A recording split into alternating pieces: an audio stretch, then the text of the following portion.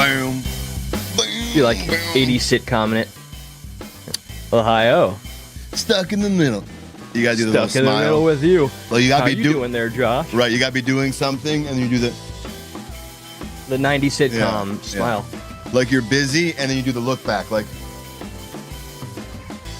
exactly. Hey, Josh hey, how's it going? as typical white guy. Eli That's right. as Jewish man. Jewish, Christian, Egyptian, Colombian, yet somehow still called a Nazi. It seems like I feel like we were given like a cool like wrestler intro. He's the Jewish. He's the Nazi. Yeah, he's the Jewish Nazi. If I could just keep that. I'm sorry, I didn't mean to keep it say simple. that. Yeah. No. Well, I remember my official wrestling nomenclature, as Okay. Moist Critical would say, is the Jubian Prince. Oh, the Jubian Prince. The Jubian Prince. Yeah. That's not is that listen, I've heard that term before. Is that derogatory? Oh, that's my term. I mean, I made. Oh, you made that up? As far as I'm aware. Oh yes, shit. So yes, then it indeed. definitely is derogatory if it came out of your mouth. You're damn right. And that's what we're getting into here for those of you that have joined us. I want to say, first off, welcome to those of you that are perhaps new, because I know a lot is happening, and of course you see a certain name right now. And I know I'm opening up real quick. Sorry, I didn't even allow proper introductions, but I'm sure everybody's feeling and reeling from the emotions and the madness right now. And it was that inspired this very moment to go live. And with that, we have some things to talk about. But what's up, Josh? C-Files? What's up, Shep? What's up, Eli? Shep made a comment. I made a video on Stuck in the Middle, like a little short, just like being like, they're trying to divide us, right? And then Shep was like, he didn't even comment on the video. He was just like, dude, you have hair? I guess because I always wear a hat. He was like taken aback by like I had hair. Like, maybe I should not wear the hat all the time. But yeah, no, I have hair. I don't know for how much longer, but I do have hair. I give it about 5 more days. Damn, that's it? Yeah, knowing you. And be blessed for that, sir. You're cutting me short. Like, I'm talking about, I felt like he thought I was like bald or something like that. I'm not saying I'm going to cut it off. I'm saying like, I think he thought I had like no hair. Yeah, dude, Josh, you're known to the other side of YouTube, that corner of madness that's toppling. You're known as the angry guy. So, What? of course. Yeah, What do you mean? What the fuck are you talking red about? The angry? Get the fuck out of here. Get your cultural appropriating red face out of here, sir. My face is not red. I've been very sunburnt recently. You're offending white, angry people everywhere, and the Indian Native American folks. Shep, I'm joking. He's like, yeah, the hat makes you look like you have a buzz cut or bald. My bad. No. Yeah, Shep knows jokes. Shep, hey, you son of a bitch. C-File's like, wait, you have hair? Yeah. Yes. So I want to just lift that veil off, not the cap. Leave the cap on, for God's sake. Yeah, right now it's hat hair. It's going to look like a mess if I take it off. Dude, yeah, okay. So by God, for the sake of the subs, and those joining us, just keep it on. Okay. Josh, I'm not going to pussyfoot around with you, sir. Okay, listen, I've never not once known you. Like in my Rolodex of names, you know, I have someone's name and I have a little description about them besides their phone number, just so who I remember. I'm like, oh, that's who they are. By your name, it has there nary been the word pussyfooter. I've never scrolled by Eli W and be like, oh no. Nope, definitely doesn't say pussyfooter. So I'm very aware you are not one to pussyfoot, sir. Well, with that, I'm gonna pussyfoot just for a moment. You just said you weren't. Stiff Richard, I'm pussyfooting right now. God damn it. Stiff Richard in the house. What's up, Stiff Richard? I'm a huge fan of.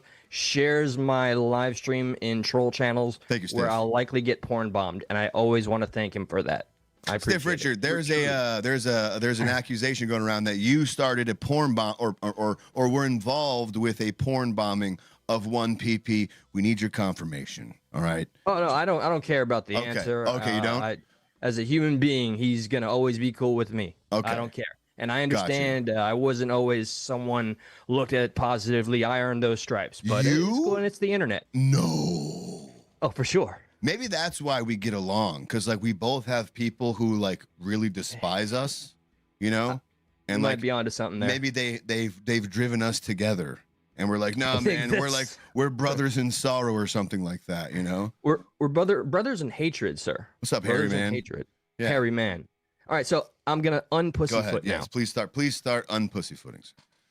All right, I'm getting straight into it. I'm putting the shovel into the dirt. Okay. The Charlie Kirk aftermath madness has been all kinds of crazy, hurtful, emotional. I know I sound like a sissy.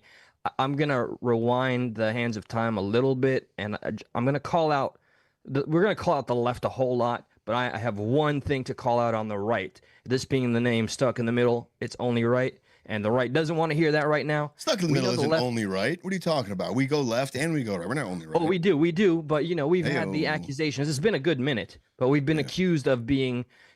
Well, actually, the last show, the trolls were all like, "Oh, this is supposed to be stuck in the middle." Sorry, got that was fucking cut. Yeah, they're supposed to be stuck in the middle. Like, sorry. Patty. So, like, basically, what I'm doing right now is showcasing that we embody the name. So you're gonna hear it on no matter what side you find yourself on the spectrum here. So on the right's end, here's my greatest fear and critique real quick. I was watching Crowder when it was just hours after Kirk's death, and I followed him from YouTube to Rumble. YouTube chat is disengaged because I think he's got 2 strikes there, or he's completely unmonetized. On Rumble, I'd like to think of myself as like reformed from the left, and I was the Bernie Sanders guy that's now a Trump supporter. Sometimes I forget that I maybe don't belong as much as I'd like to think I do, which kind of hurts sometimes, I guess. So I'm in there, and I'm not Jewish by blood, but my fucking father, who I love more than anything on this planet, he believes in Jesus, but he is a Jew, a Jewish man. Is and that? I see? May I ask a question? Would he be in Florida? You know how there's I've seen them on the names where it says, and I'm not being derogatory. It literally says Jews for Jesus. Is that what that is? No, because he doesn't practice. I don't know what they even are, so it's not. I don't mean to be what that. They're I don't even know what more that Christians than they are Jewish. To my understanding, though, that I'm speaking out of a bit of ignorance. But anyway, to brass tacks here, my greatest fear about the right, who I identify with ideologically, especially on my new journey in finding God of my understanding, which is not good enough for some people, and that's their problem. But seeing all the anti-Semitism, the Jews did it, or if I mention that that I have maybe a hint of Jewish blood, technically I do not, but that I have a Jewish family, they'll call me out for that shit, and I'm like, wow, I'm here mourning the same brother with all of you. We're listening to the same source to hear the things, that we feel we need in that moment. And that's the kind of shit that I got to see. So my fear with the right is infiltration of the Aryan shit, white supremacy. And I identify someone on the right. I'm a Trump supporter. That's my greatest fear. The left, I mean, we all know, because I've spent a lot of time ranting about it. I just find them to be too intolerable and frankly, almost fucking demonic, especially right now. They're showing their colors. I have two. Go ahead. Sorry. No, please go for it. Go for it. 2 questions. The first question. Oh fuck! God damn it! I just had a Joe Biden. Luckily, I wrote down the second question, but the first question was. Damn it! What the fuck you just said? Can you give me just a broad overview? Because I know it's right on the tip of my tongue. What the I called out, just when I go into the spaces of the right, which I now identify, I see like Aryan Brotherhood, like claims or words, or I don't know how much is with merit when they yell about the Jews killed Charlie Kirk. I haven't seen evidence of that. He called out the ADL recently, and I think that has merit. Any of that ringing bells for you? It's not good, but that's my fault, not your fault. But he was definitely he definitely had criticisms of Israel, but I thought he was mostly pretty pro-Israel. Well, something that fueled some of the conspiracies, and we're going to break some of those down. Actually, something very fascinating is that, and I swear I'm not going to have Biden right there with you. I know, it's so hard. As I know, especially once I say it, it's like I want to forget. What was I just talking about? I don't know. We're Bidening the Biden. Fuck, I was first gonna make it a joke, and now I'm really gonna Biden, bro. Bidenception. All right, let me say this real quick, just to break up the Biden is going on. Did you even smoke? I smoke. You shouldn't be forgetful. I'm old. I know. There, then I look. Question, and a serious question. When Charlie Kirk was shot and then eventually pronounced dead, did you, or did anybody that you know that was possibly on the right, were you like, oh my God, there's going to be riots in the street?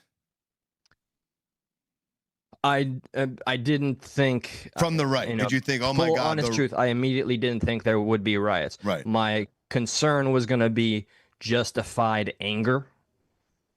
I guess what I'm saying is when somebody else on the left might die, or that the left perceives their hero or victim, when they die, do they go and like, are we expecting them to riot right away? I feel like a lot of the times we're expecting them to riot. Yeah, I mean, I'm not going Granted, I don't think they rioted when the Melissa Hortman congresswoman died and her husband. I don't think there was like a riot over that, and the dog and all that. Well, it seems that when the left does their rioting, it's usually shit. I'm gonna get us canceled. It's not always about their prominent figures, although I guarantee right now those sickos are probably like, get one of ours. Just take one. We need that right now. Because they're fucking sick like that. The way they've been celebrating and rubbing shit in everybody's face, and the way everybody on the left is trying this whole, oh look, he's white and he was Mormon and he's this and that, so haha, you were all wrong. And they are despite the evidence that I'm giving them, or that they're given, they will still deny. Look at the iconography that was engraved in the casings and the bullets, and they'll still be like, no, wait for all the information.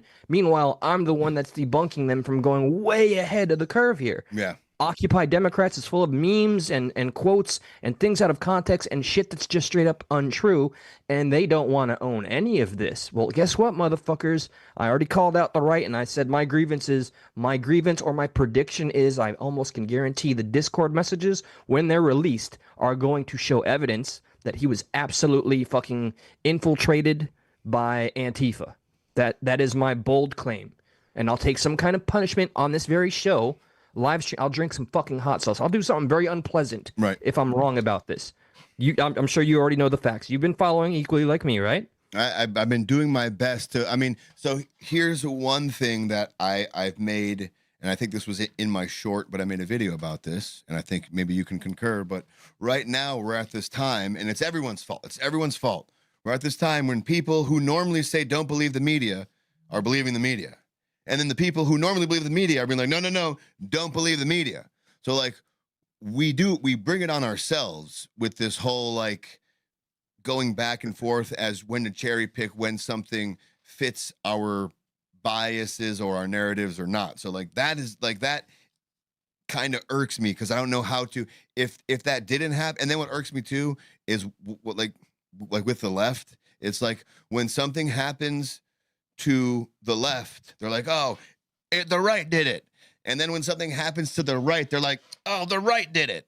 It's like, well, God damn it. Is there any time you guys fucking do something? Like, is there any like, and maybe the circles that I navigate through, I don't see a lot of the left taking accountability.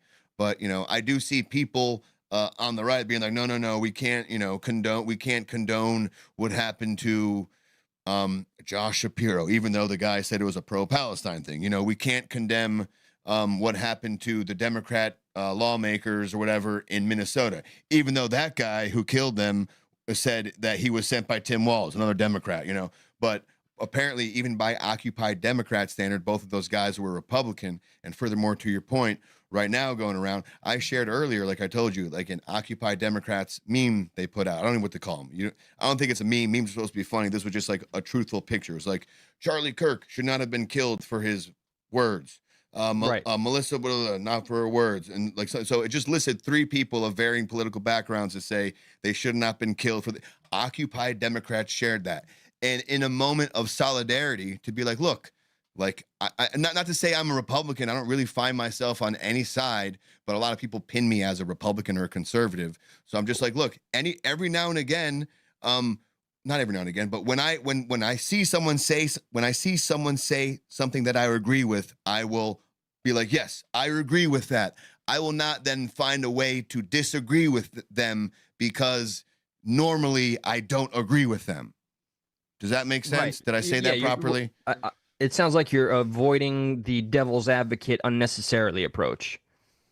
Yeah, I mean, or just when someone is right, you give them when you're right, you just give them the flowers there. Yes. Like, yeah. Simple as that. Exactly. Yeah. Like, all right, yeah, that was a perfect, you know what? I'll take it. I will share that because that makes sense. And then not hours later, do they share the thing about the Tyler guy and him being, and I'm not defending him. It doesn't matter what the fuck he was, because at the end of the day, they're just trying to divide us. But it was like, no, he's a white male Republican, a homebred American from Mormon, Utah, blah, blah, blah, blah, blah.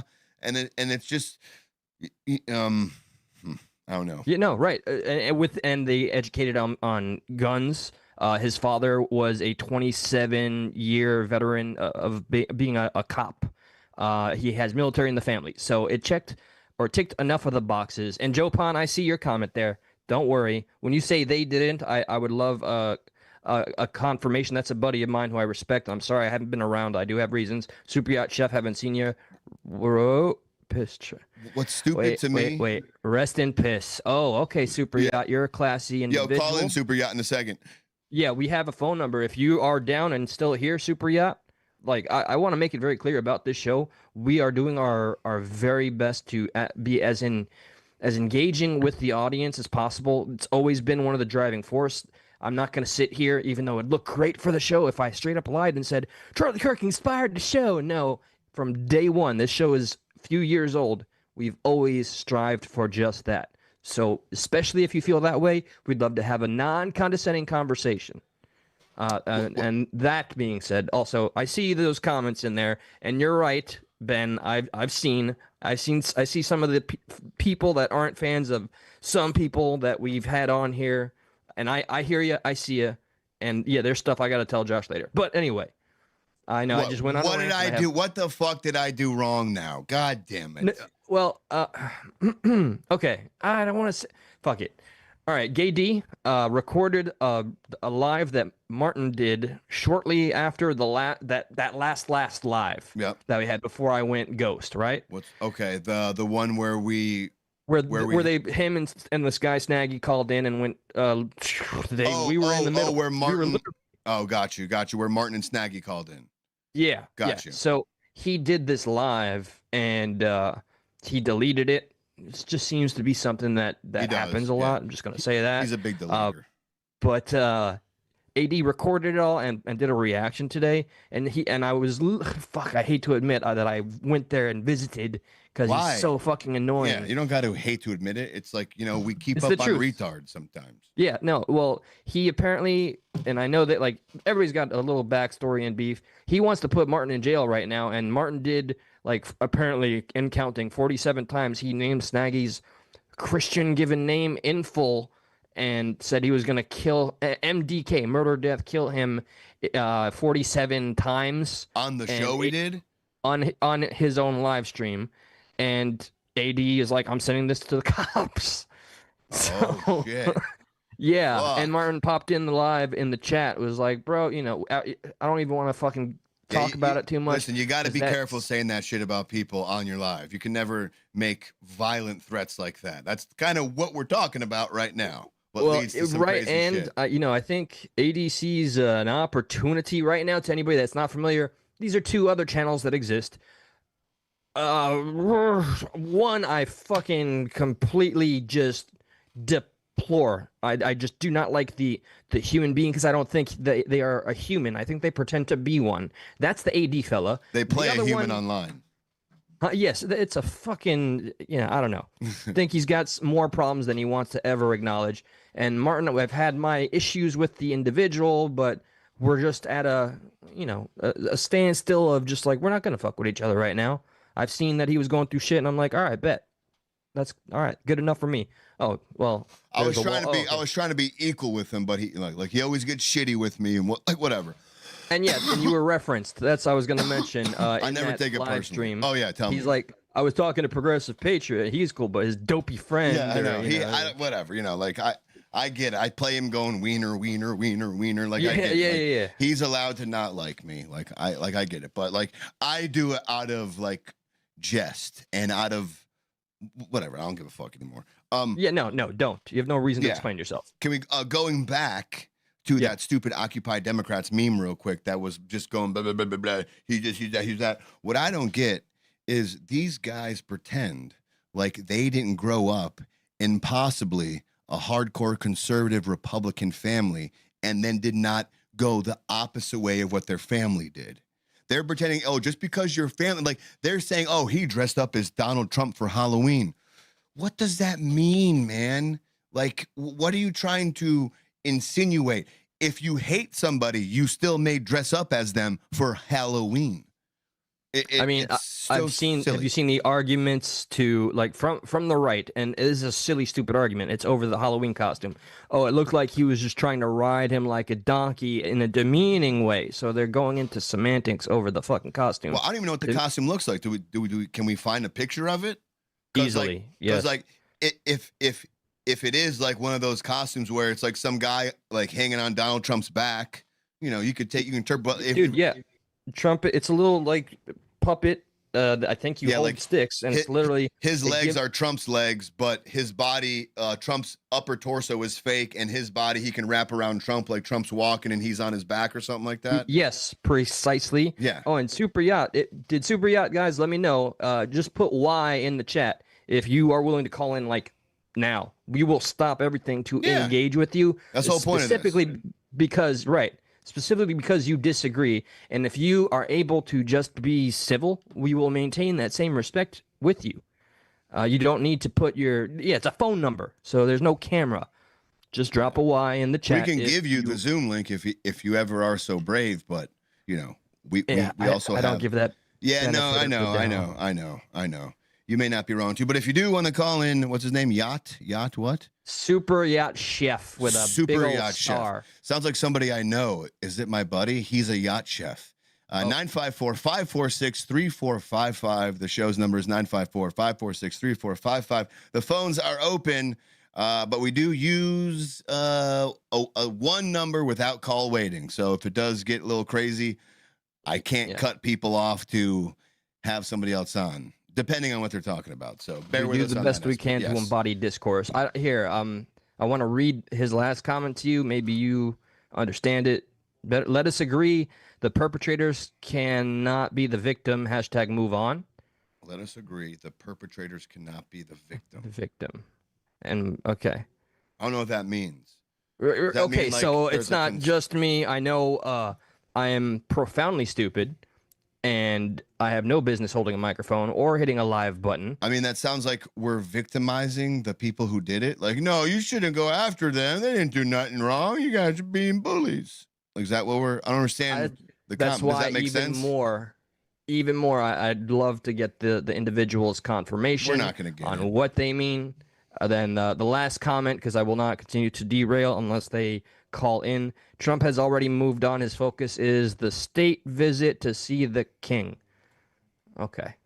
But what I don't understand what it has to do with what we're talking about. And I'm not trying to be rude, but like I understand he's already moved on, but he's also the president, and like he can't just be sitting there and being like, "Oh shucks," and I'm not trying to be rude here, but he's the president, and he can't be like, "Ah shucks, Charlie Kirk, he's still dead. Last time I looked at my watch." Like he's got to do shit. He's got to get stuff working. The mourning process, like the people are going through, but he is a leader, and I know it's a hot take to even say that he is a competent or even good one.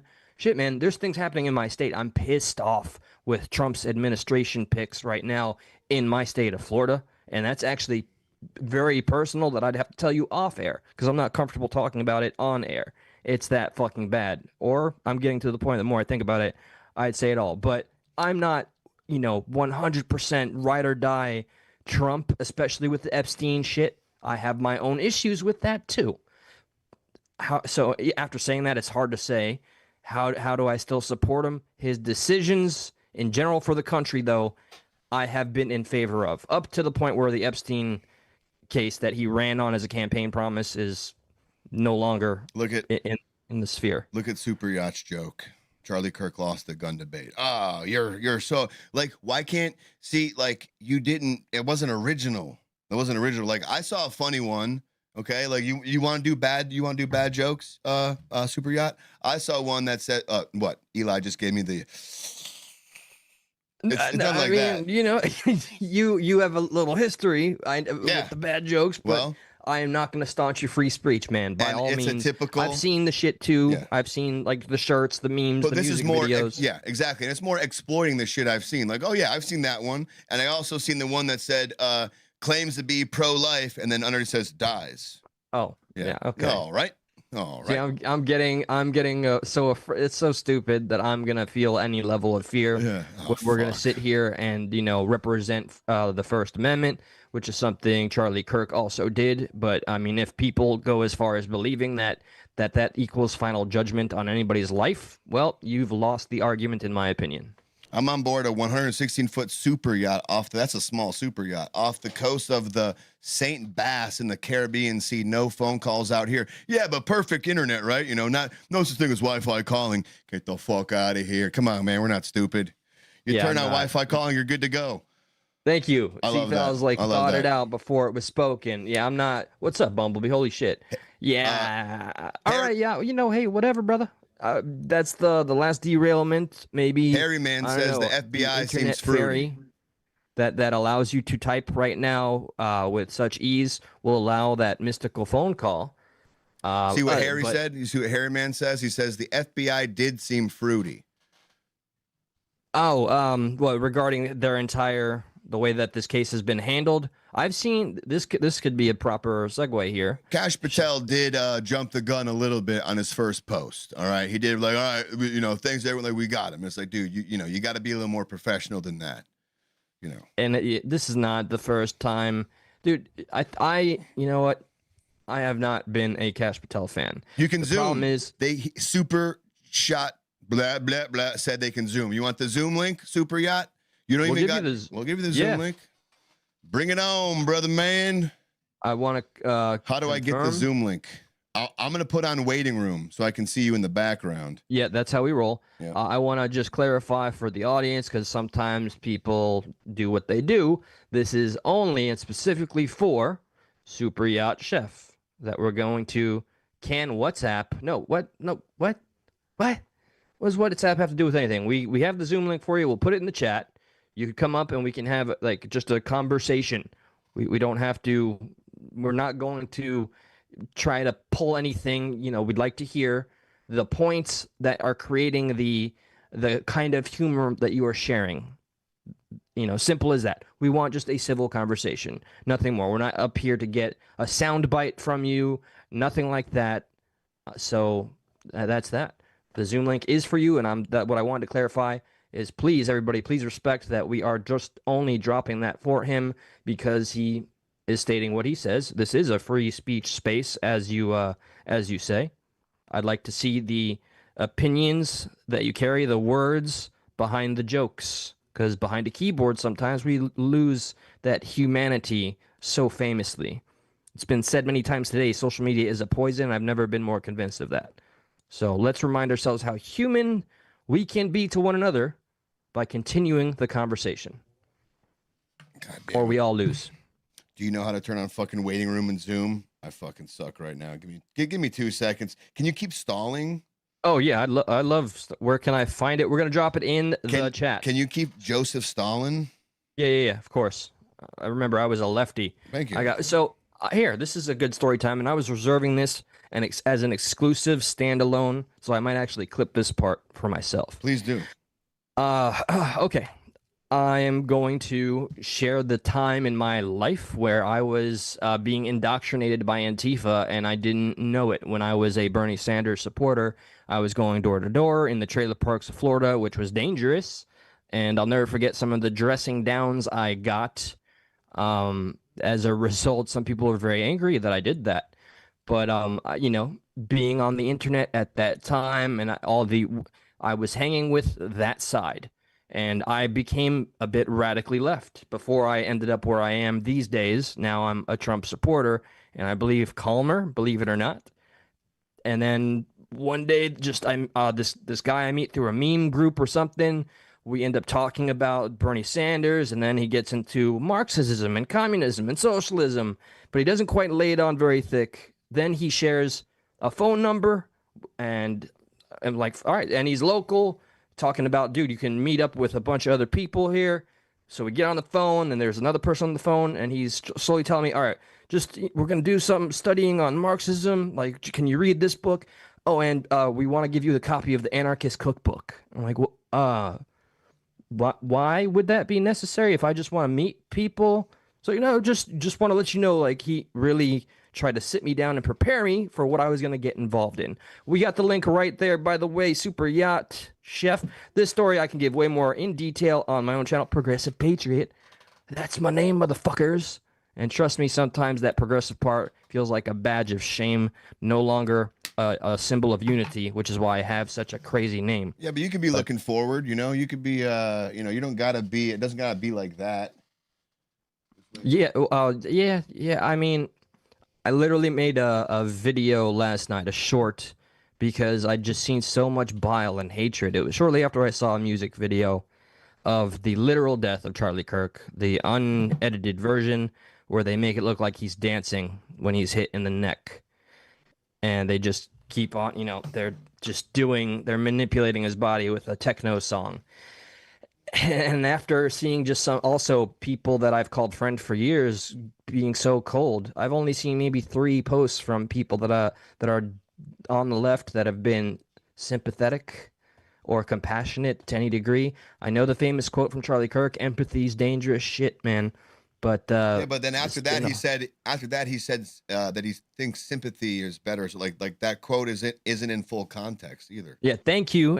That's actually a very strong and important point of my takeaway from the past couple of days, is that the weaponization of sound bites yet again in the age of the internet, lack of context is just so dangerous. Which is dumb. That's all I've been seeing. Say again? No, I'm saying which is dumb as fuck, because again, it's the age of the internet. So if you have any doubts about it, oh, let me just clarify for Joe Pon. It's not an AI video, by the way. It's it's the video. No, I think he's saying like maybe they use the AI app to make music videos and shit like that. Like, I don't. Oh yeah, in general, sure. Yeah. What I'm referring to is somebody took the original footage of him dying and started to play with the footage to make it look like he was dancing instead of dying. I want to, while we're waiting to see if Super Yacht Chef ever calls, which they usually don't. Harry Man too. He says he sees it. He's at least. I hope it's more than just saying how he's interacting with looking at the link. We're counting on you, bud. Well, no. But there was a bunch of videos out there that were making the rounds that kind of further emphasize kind of what we're talking about, seeing some of like this like disgusting nature out there. And I think like literally all the videos I wanted to play, I saw today on fucking Pierce Morgan played like all 5 of them. I'm like, all right, well, so instead of finding them, I'm just going to play that quick segment where he plays those videos. So we shouldn't get any issues with that, because it's literally those videos. So I'm going to pull that up real quick. Let me use our cool Harry Man, agreed. It is disgusting, distasteful, and all that. And I saw it on X, and I'm shocked that I even get to see there's videos of people dying, very openly available on Facebook too, which I just didn't think that was the case anymore. But anyway, go ahead with the video when you're. There's something about this one and like I think we talked about this on the last show, but we've seen a lot of gore videos. We've seen a lot of, watch people die, live leak videos, and something about this one, like it's pretty fucking graphic. Then like the amount of that you see coming out, like I don't usually see that unless you see somebody, like that with because they hit a certain area. So that in itself was shocking. But just the idea that for the past few years, we've kind of seen him debate with people in public. He's kind of been part of this politosphere, whatever you want to call it. and then see him going out in the same way, in the same vein, no pun intended, like that in which he was popular with. It's just like, it's just so wild, you know, like it just seemed like, it does seem like thought out in a way, like he was started like this, I'm going to end it like this. Who knows? Maybe this guy was just all a coincidence, but you know, but then again, that's really the only time he puts himself in public like that. Right. Yeah. Actually, I'll let the video go because I wanted to just at the top of my head there something regarding some of the conspiracies going out there is floating in my dome, and I want to add regarding our new friend. He's attempting to copy the link because it doesn't auto link, which is strange. Let me pin. I'm sorry, dude. You know what? I think you're totally right. I think I gotta pin the link. If I pin the link, I think you should be able to check that out. Check that out, Super Yacht. My bad. You're totally right. I did not mean to do that on purpose. I think we got called out for that last time because you can't really fucking copy. You literally got to look at it and copy it out word for word. Like you can't like highlight it and copy it. Okay, hey, then okay, my bad if I was gonna go anywhere with that. If you have an email or something too, we can send it to your email. Like, you know, no weird stuff. I can literally send you a text message from the Google Voice number. I don't know if you get text message or not, but whatever. But see if that works. We'll see if he opens up. And I'm gonna go as far as to say, because I truly mean it, today more than ever. Like, look, Charlie Kirk did mean something to me. He's someone I did watch on a daily basis. I have immense respect for him because he is an embodiment of something that Josh and I has set out to do for all these years, right? And he did it even on a grander scale. So how you can't even understand how people respect him is just beyond me. But he is one of the reasons that I will continue to maintain a willingness for open dialogue. So I'm even going to throw in my hat a little bit and say, you know, fucking, like, I don't want to say I am Charlie Kirk because it feels kind of fucking cringe, but in his honor, still fucking, you know, we're just going to do what we always do. Heard that. And unfortunately, now to cap that beautiful statement off, let's watch some of the vile statements that were said about him, you know, from our friends and compadres on the left. Here's the party of tolerance and compassion and here's caring. Yeah, Karens. Here's the Karens. Ding dong, the witch is dead. We think that Charlie Kirk just got shot in the neck. Hey, ooh, ah, ooh. I would say pour one out for Kirky boy, but I don't waste good beer on little bitches. Charlie Kirk just got put down like a fucking dog in Utah, and I could not be happier. I will not ever feel bad when bad people get what the fuck they deserve. Fucking stoked right now. You wanna know why I'm so fucking stoked? Fucking yeah! CK got AK'd, and he's gone. He did say that gun deaths were an acceptable side effect of gun rights. We got Charlie and the neck. We got Charlie and the neck. Well, it definitely does its purpose, right? It definitely riles you up, and that's why I like myself. I'm just trying to just like. It's gonna sound bad. I'm just trying to like laugh at it. Like, man, you guys are broken. Like, you guys are broken people. Like, you're trying. Like, I'm shooting somebody who's a public speaker. I'm not for, like, regardless if you don't like his opinions, you think it's hate speech. Like, that's an opinion that you think is hate speech, and like those people that think it's hate speech, like, you can never argue with them and try to change their mind on that. It's like, it is kind of sad. Because like they've shut off dialogue and they're taking this one thing that's out of context and they're giving it to you, and you now need to argue this thing that's out of context. Like, look, he said this anti-Semitic quote right here. And now you have to defend a perceived anti-Semitic quote in their minds, which automatically, the second you say anything to the contrary, or no. Well, now you're anti-Semitic, and now the conversation is gone. Like, you can't, like, if someone has that belief like that, and they believe like that Occupy Democrats meme, and there is no such thing as context. Like I told my friend the other day, and he kind of got mad at me, and this was on the other show. He's like, doesn't matter. He said hateful stuff. I'm like, all right, let me ask you a question. The other day we were watching a video, and in Britain they have a food, okay, and they have a food called faggots. It's literally, it was in a commercial, and I'm like, what if someone clipped a clip of you just saying that word, and they did not say what you were talking? They did not say that you were talking about that British commercial. Does context matter there? It was like, oh, well, okay, exactly. So context does matter a little bit, right? So like, but there was never going to be in that moment and in minutes of like, yeah, that's a good point. It was more like, yeah, well, hate's hate, okay? Hate's hate.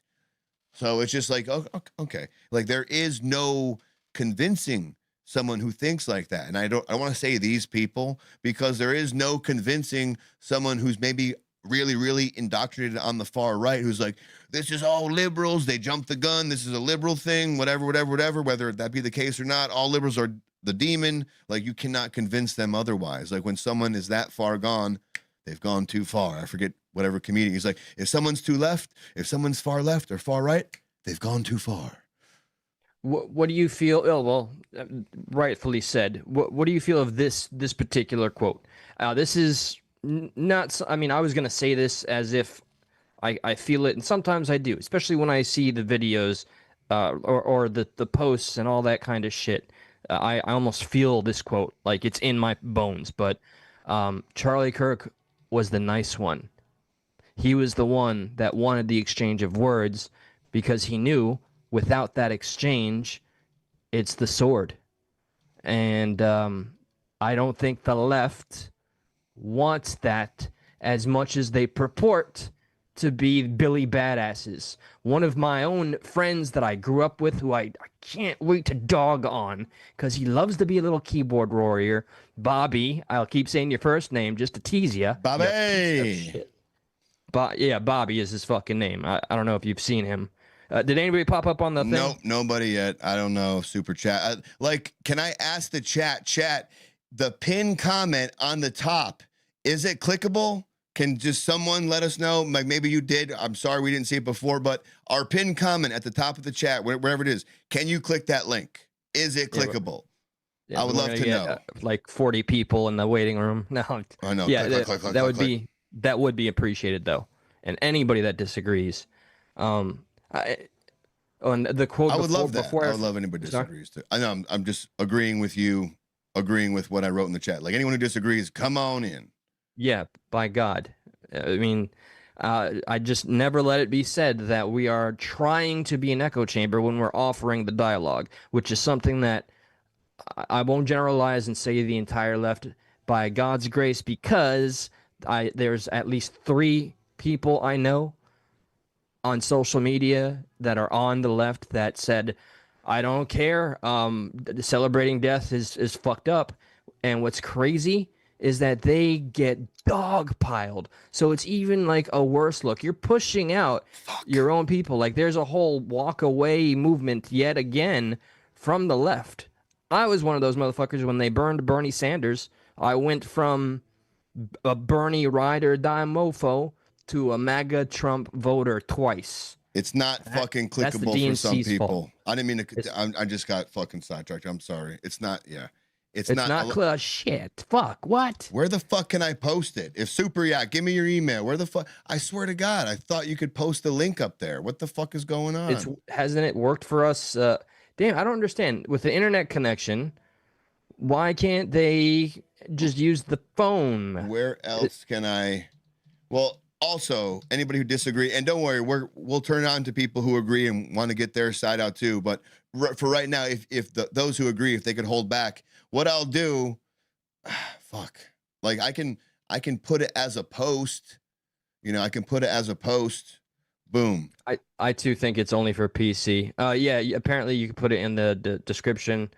That's been happening a lot all over. The links just don't link. Thank you, with Ghosts. Sorry, hi Trish. Appreciate that. Check out, listen, Super Yacht, if you're still listening, if you go to our post section on our YouTube page, does that fucking work? Does that link? Because I can post a YouTube link and other links there, and it's clickable. So does this link work in the post section? if you could ever be so kind to let us know, that would be great. Because we missed out on a good opportunity to have somebody who disagreed with us, and that's kind of on us for not being prepared. How do you feel about Charlie referring to black people as blacks? Do you think it's race baiting? Shit, man. Not even when I was a fucking liberal myself, till my early 30s, did I think calling black people blacks is a racist thing. I'm sorry.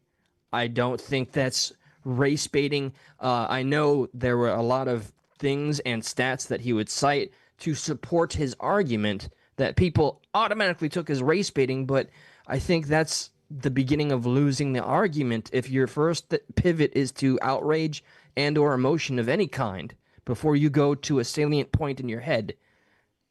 So no, it is my opinion as the ex-liberal that it saying black people, the blacks, just like me of Jewish descent. If you said the Jews, I don't get fucking triggered.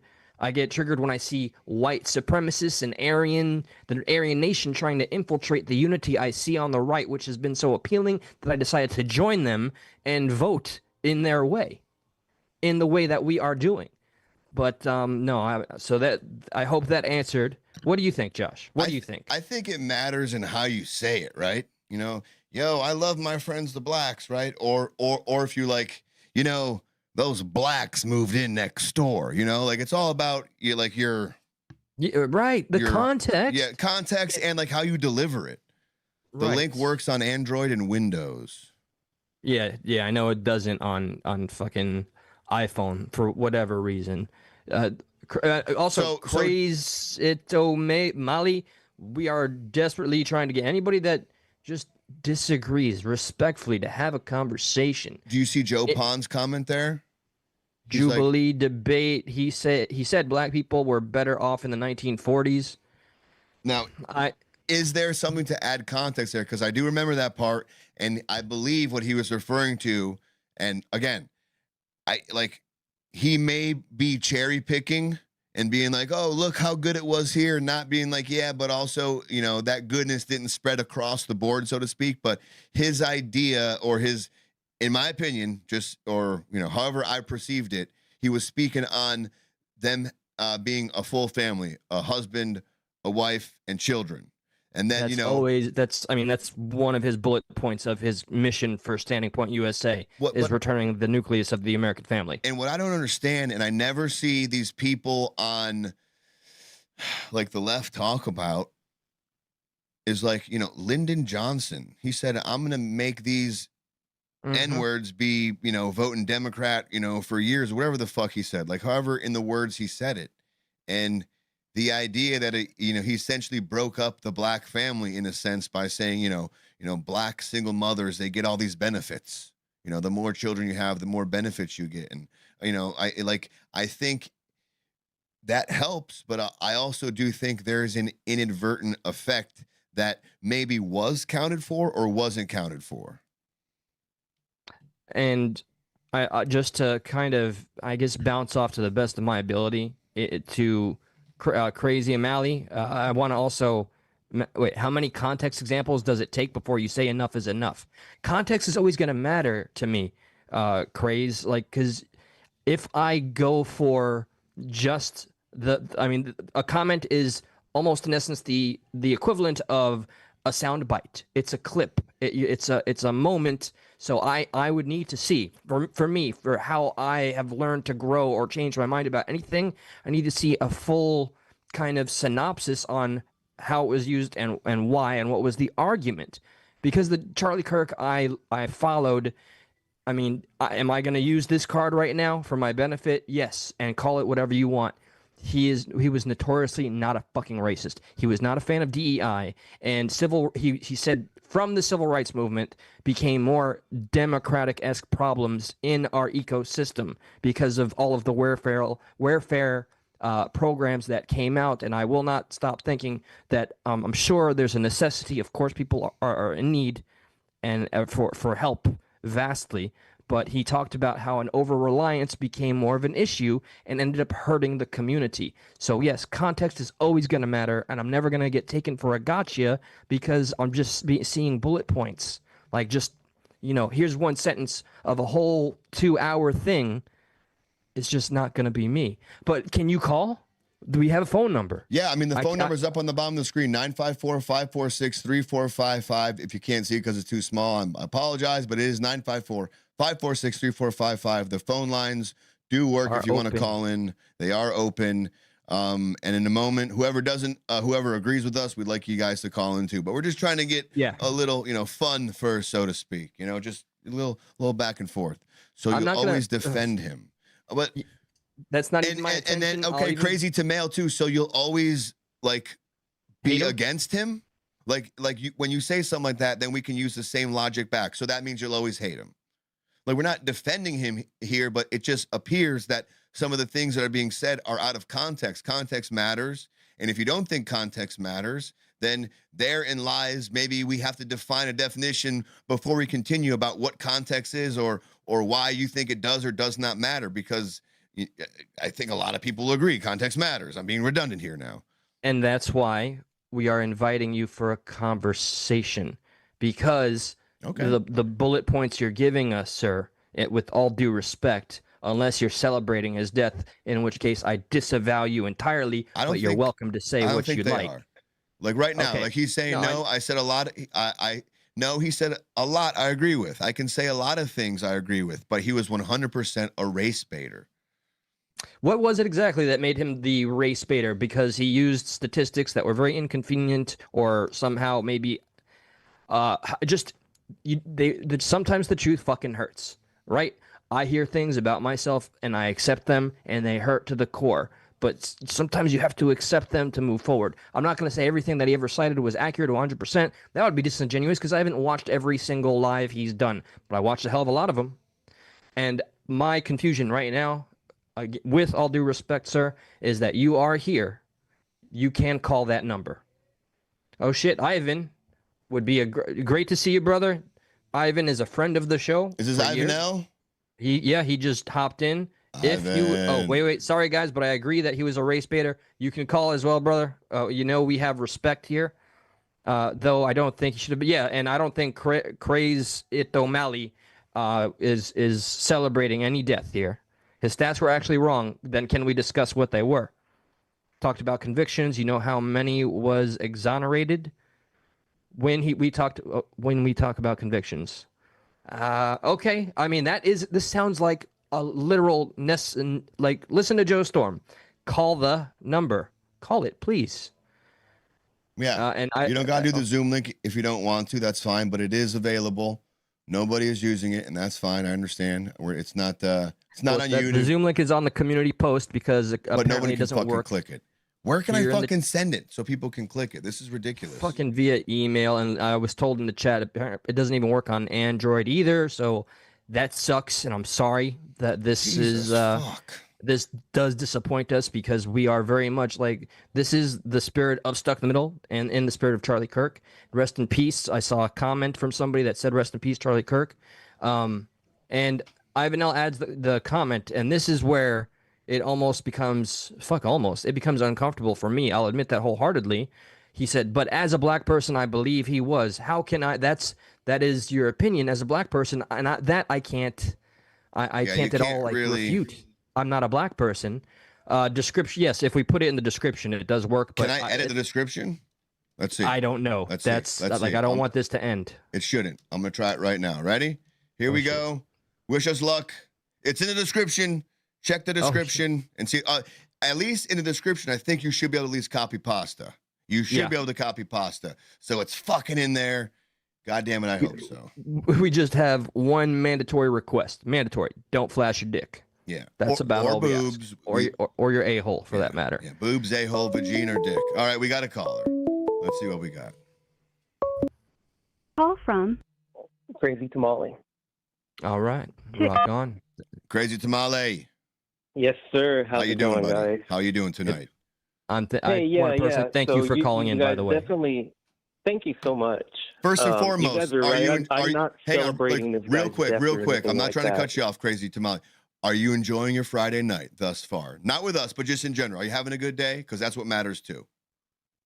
It's been cool, just a regular Friday, work, then home and chilling. All right. Nothing wrong with that. It's very respectable. How about you? I'm glad. Same here, man. Like I had some friends come over from South Florida. We had a few drink. We had some smoke, and now we're just kind of hanging out. And hell yeah, we did a podcast. Nice. Yeah, man. Eli? What's your name, by the way? My name is Josh. Josh. And I am wow, Eli. that's my brother's name. My name's Don. Hey, you tell your brother he's got a damn good name, okay? I will do. Thank you. Thank you, Don. Yeah. Yeah. All you, brother. All you. The floor is yours. I'm sorry about that. I accidentally started playing the live stream and I couldn't hear you. Did you say something just now? No, the floor is yours, sir. By all means. Okay. So my take here is that, there's a lot of things that Charlie Kirk said that's definitely just 100% completely true. There are good things that he put out there, but there's also a lot of racial agitation and racial statements, and I think racial baiting things that he did for clicks and views, and I think even to stoke the racial division in this country. So I have a couple of examples, and I just want to know your guys' personal opinion on if you think just these things, doing these things, if they are positively affecting the racial division or negatively affecting it, like pushing it to divide us or not divide us. Right. So it's not necessarily him talking about it. What you're going to more bring up is maybe specific examples that maybe go beyond just the conversation. You're like, is that kind of the vibe I'm getting? Maybe we'll see. We can dive into it and just kind of pick it apart, statement by statement. How about that? Yeah, man.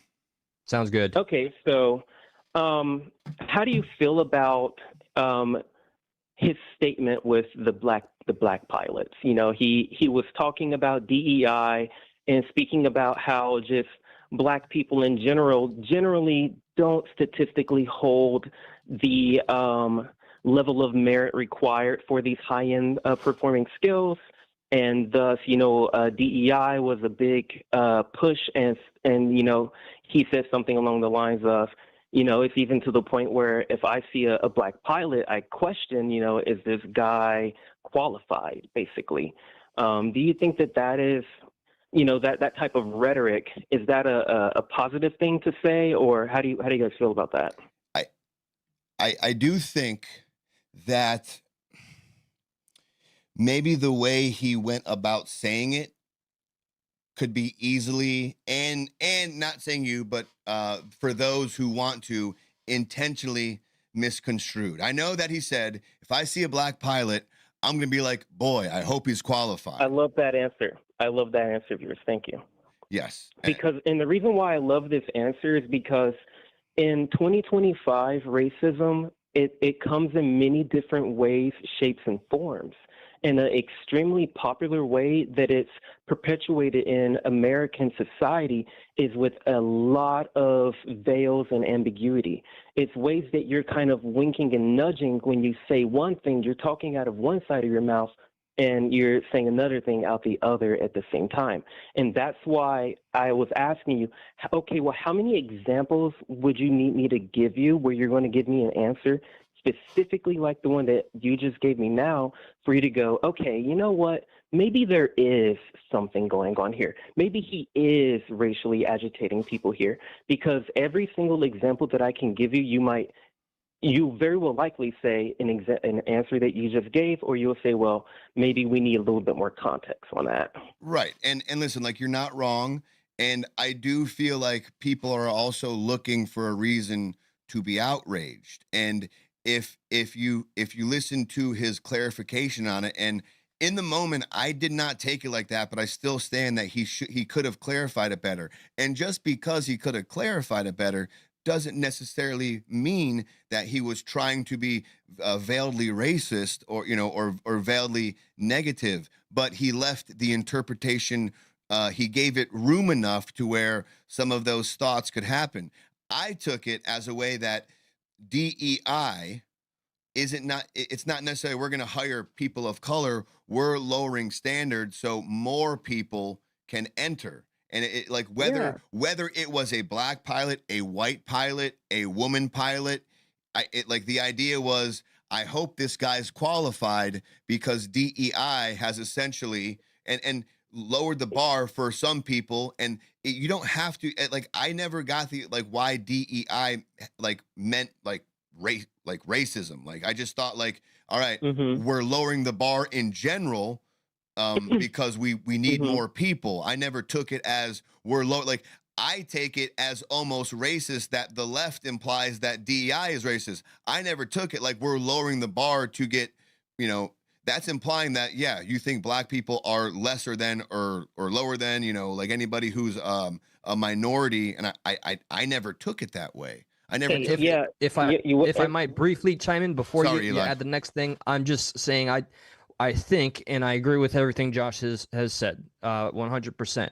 I think Charlie Kirk was a man that was very aware of getting attention, and it is also a business. I'm not going to sit here and say he was an angel, but he tried his damnedest, I think. But he also played the game, right? And with that being said, I think to make his point about DEI, he used that poignant language. Sorry, I'm getting almost done. He used that poignant language to make the point even stronger, to the point that we're still discussing it.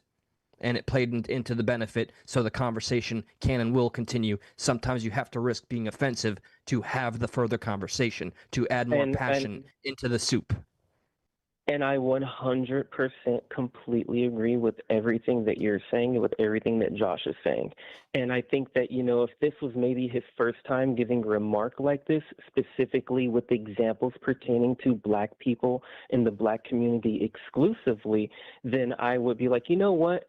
We can write this one off. You know, it's totally fine. I totally get what he's talking about. It probably just wasn't delivered in the best way possible. Things can be easily misconstrued. And you're right. It is a business, which is why I said specifically that it's a race bait for clicks and views. I see. So let's go to the next point here. How about his comment when he said that Ketanji Jackson and Michelle Obama were can I just clarify though, real quick? You know, and their brain didn't have enough processing power to do the jobs that they were granted in life. Do you think that's also, like, you know, maybe an extremely offensive thing to say in a race baiting thing? You know, like, what's going on here with that kind of comment, right? Well, what was weird about that comment going around is the comment that was quoted actually had in quotes the words black women. It said he thinks black women are, and like he was talking about specific people in Congress. And if I'm not mistaken, that was also one of these like DEI kind of conversations. I'm not quite sure. If it was. And he commonly walks you down a path of relating. Also, he has a lot of examples specifically around the incompetency and brain capacity within black women specifically. There's a lot of rhetoric that he uses and dialogue that he uses, but he wraps it up in these disguises and these veils around. But what I'm really talking about, though, is DEI and how this is a bad thing, though. But what he's really doing, though, is jabbing and attacking the black community specifically. And again, he's going after high-profile public figures within the black community, such as the judge and such as Michelle Obama.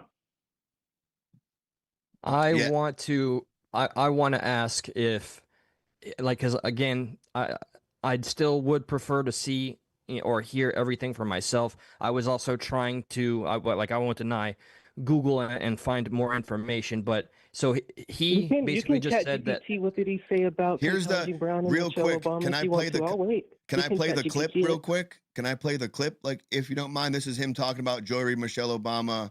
And I think it's out of context too, but here's just just to further corroborate what you're saying. But it's here.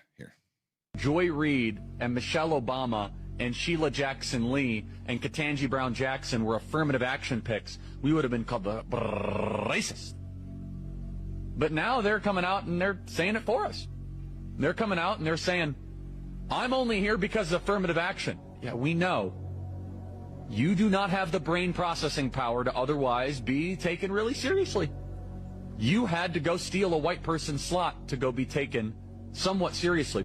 So that's the clip. That's the clip, you know. So Unfortunately, I couldn't hear that on the phone with you guys.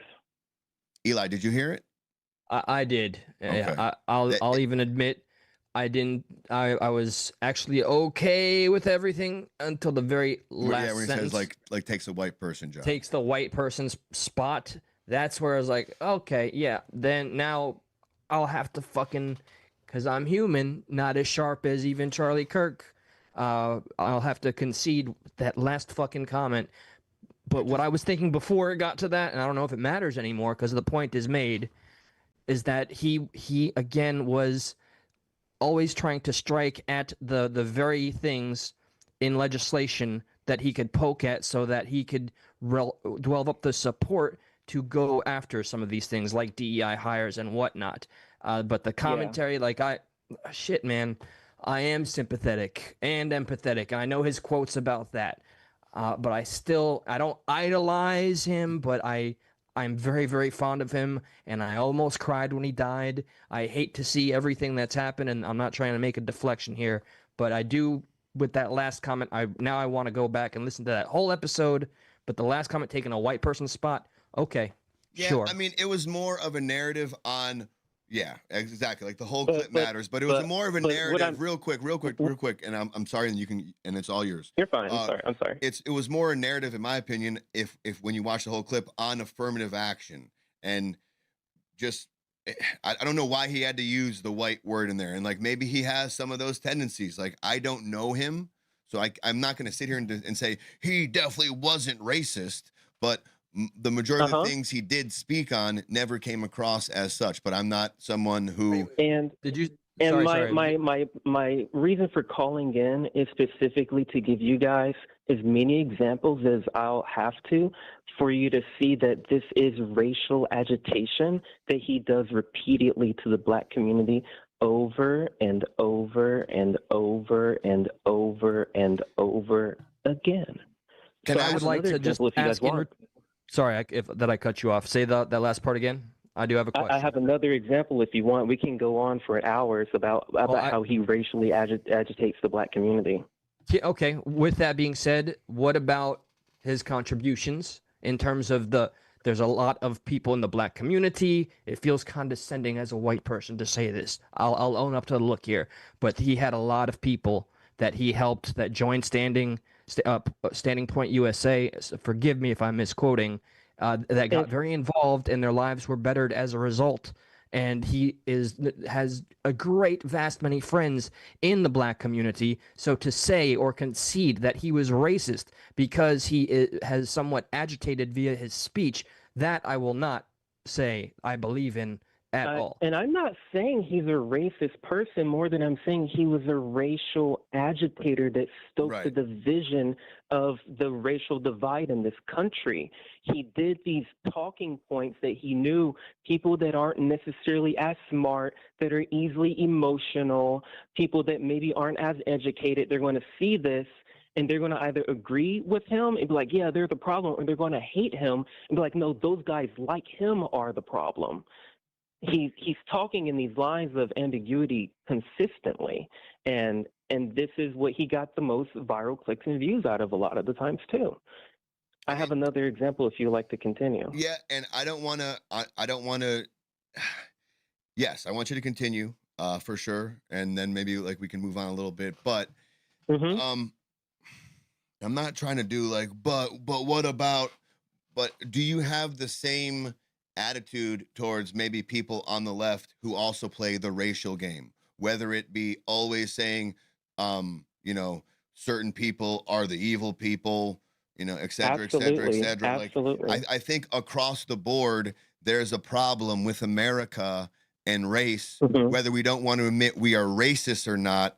There's this thing that we still want to be like, and I'm saying we as America feels, it seems like we want to be a melting pot, but we also want to be not fucking together for whatever reason. It's just like they claim we want togetherness, but then there's always one group of people one side doesn't like, but we want to be together, but fuck those people. And it just like, I'm sorry. I'll even tell you this. I used to be someone that was very vocal about being a dim or a left or a person on the left. And over these last like 3 years, I feel so totally disenfranchised by the left. Like I have no idea who these people are anymore. The agendas, and I'm not trying to be transphobic or homophobic or anything like that at all, but I do see what the right is talking about with pushing a lot of these, agendas onto our children and onto people in society.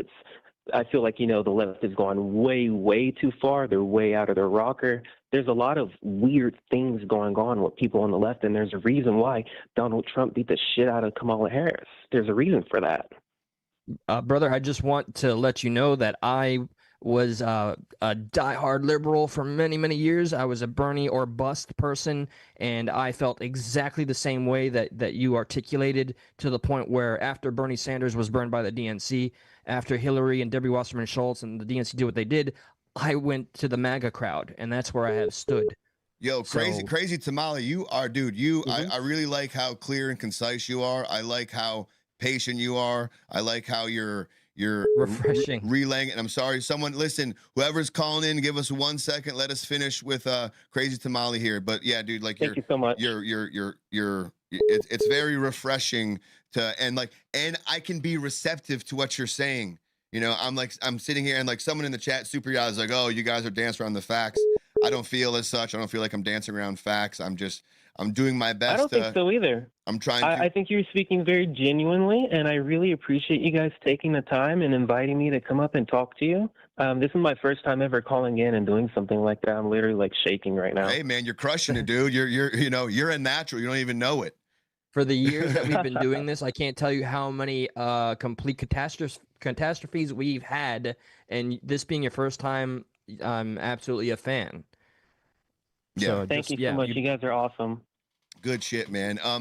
Is there at risk of not answering other people's phone calls? You want to give us maybe one more example, and then maybe we try to move on to someone else. Not that we want to rush you off, but we want to try to give everyone some equal time here, and try to. Yeah, sure. My last example that's very easy to talk about, with him being just kind of like a racial agitator. Again, he hides it around the veil of merely talking about DEI, but just the simple comment that he makes saying that the Civil Rights Act of 1964 was a mistake. I mean, come on, you guys. Like, I understand what he's talking about, how doing that led to ushering in an era and a wave of implementing DEI under the guise of, we're just going to help these people who are, coming out of Jim Crow, and this is just going to be like a temporary thing or whatever. But, he tiptoes down this line of thinking to where it's like, dude, you literally just said that the Civil Rights Act of 1964 was a fucking mistake. Like, come on, like, you got to see what this looks like.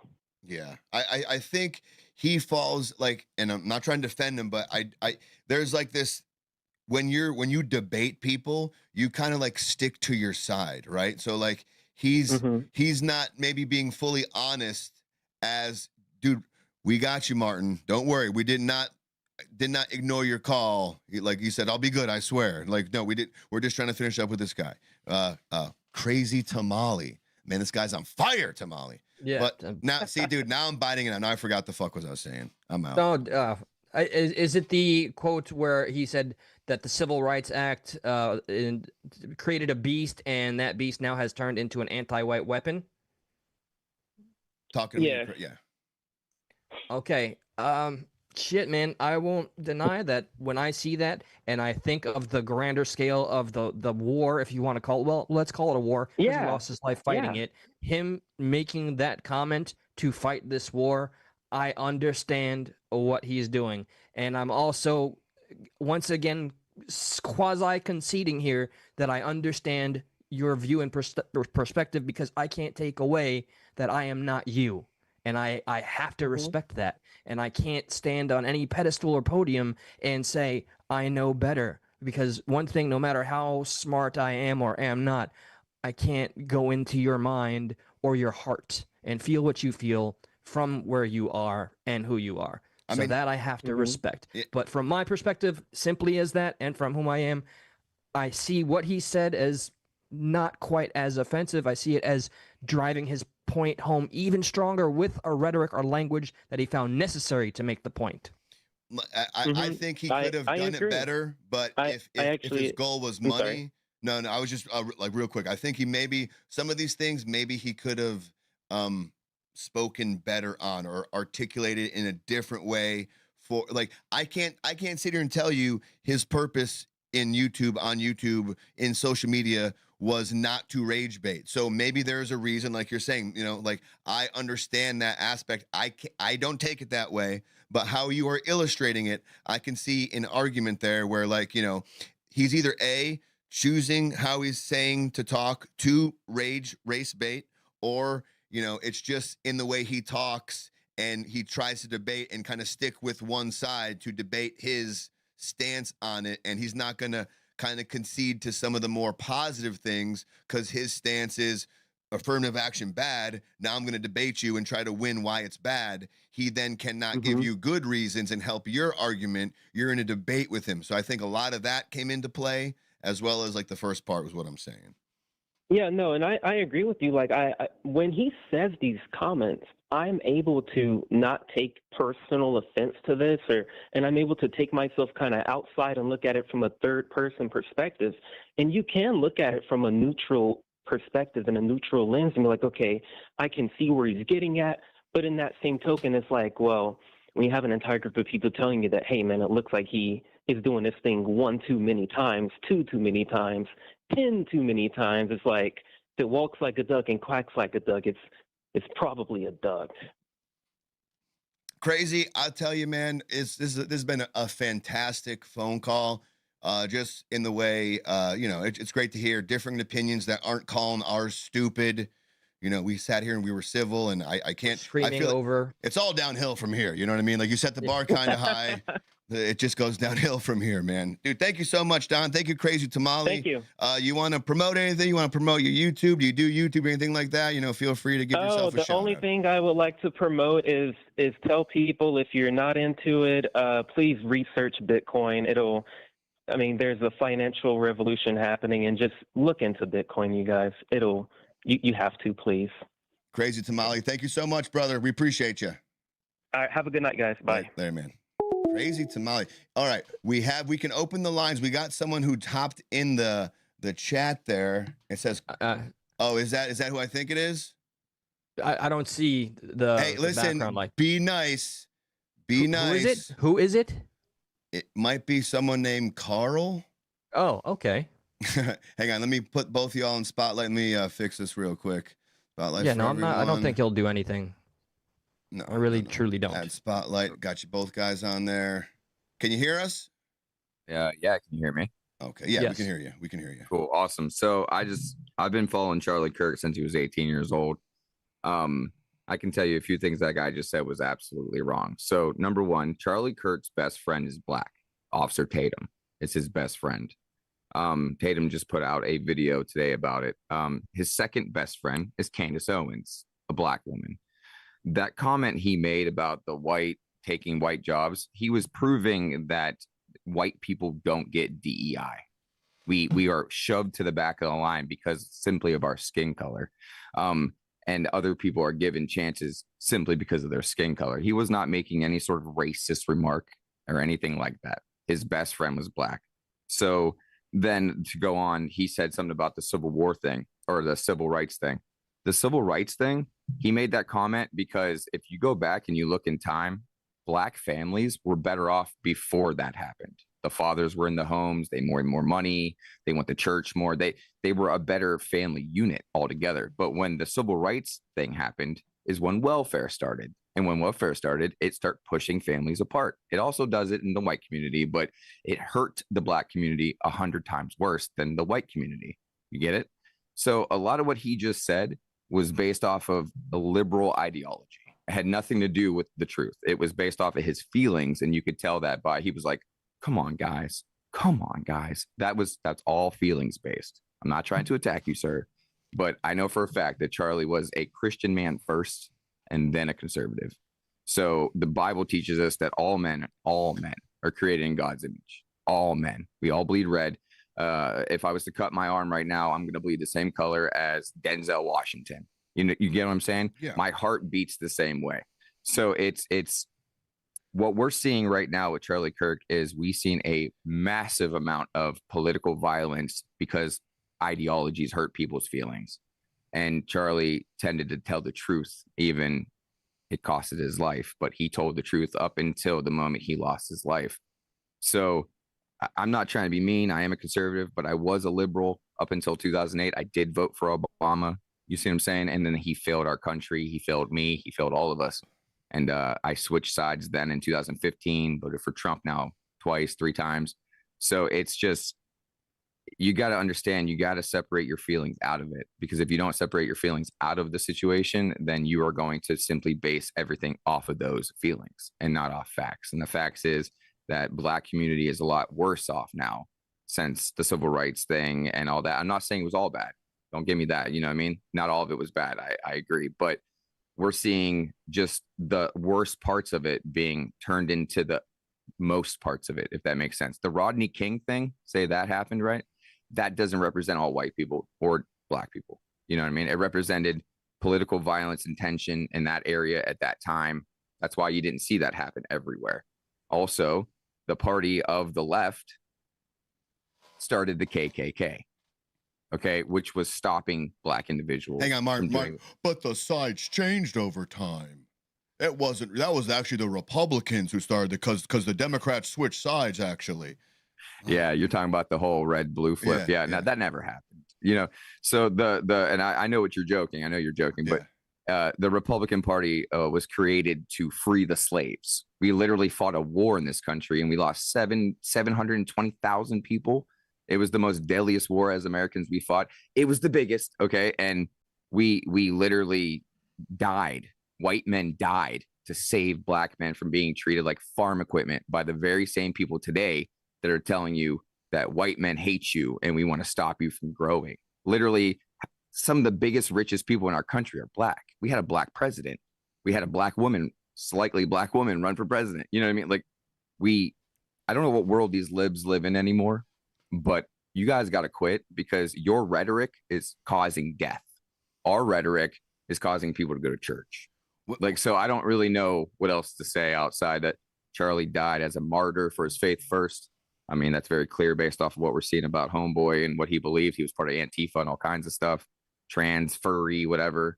But all of that is a symptom of sin, and that's all a symptom of evil. And if you don't support evil, then you're not going to support the left.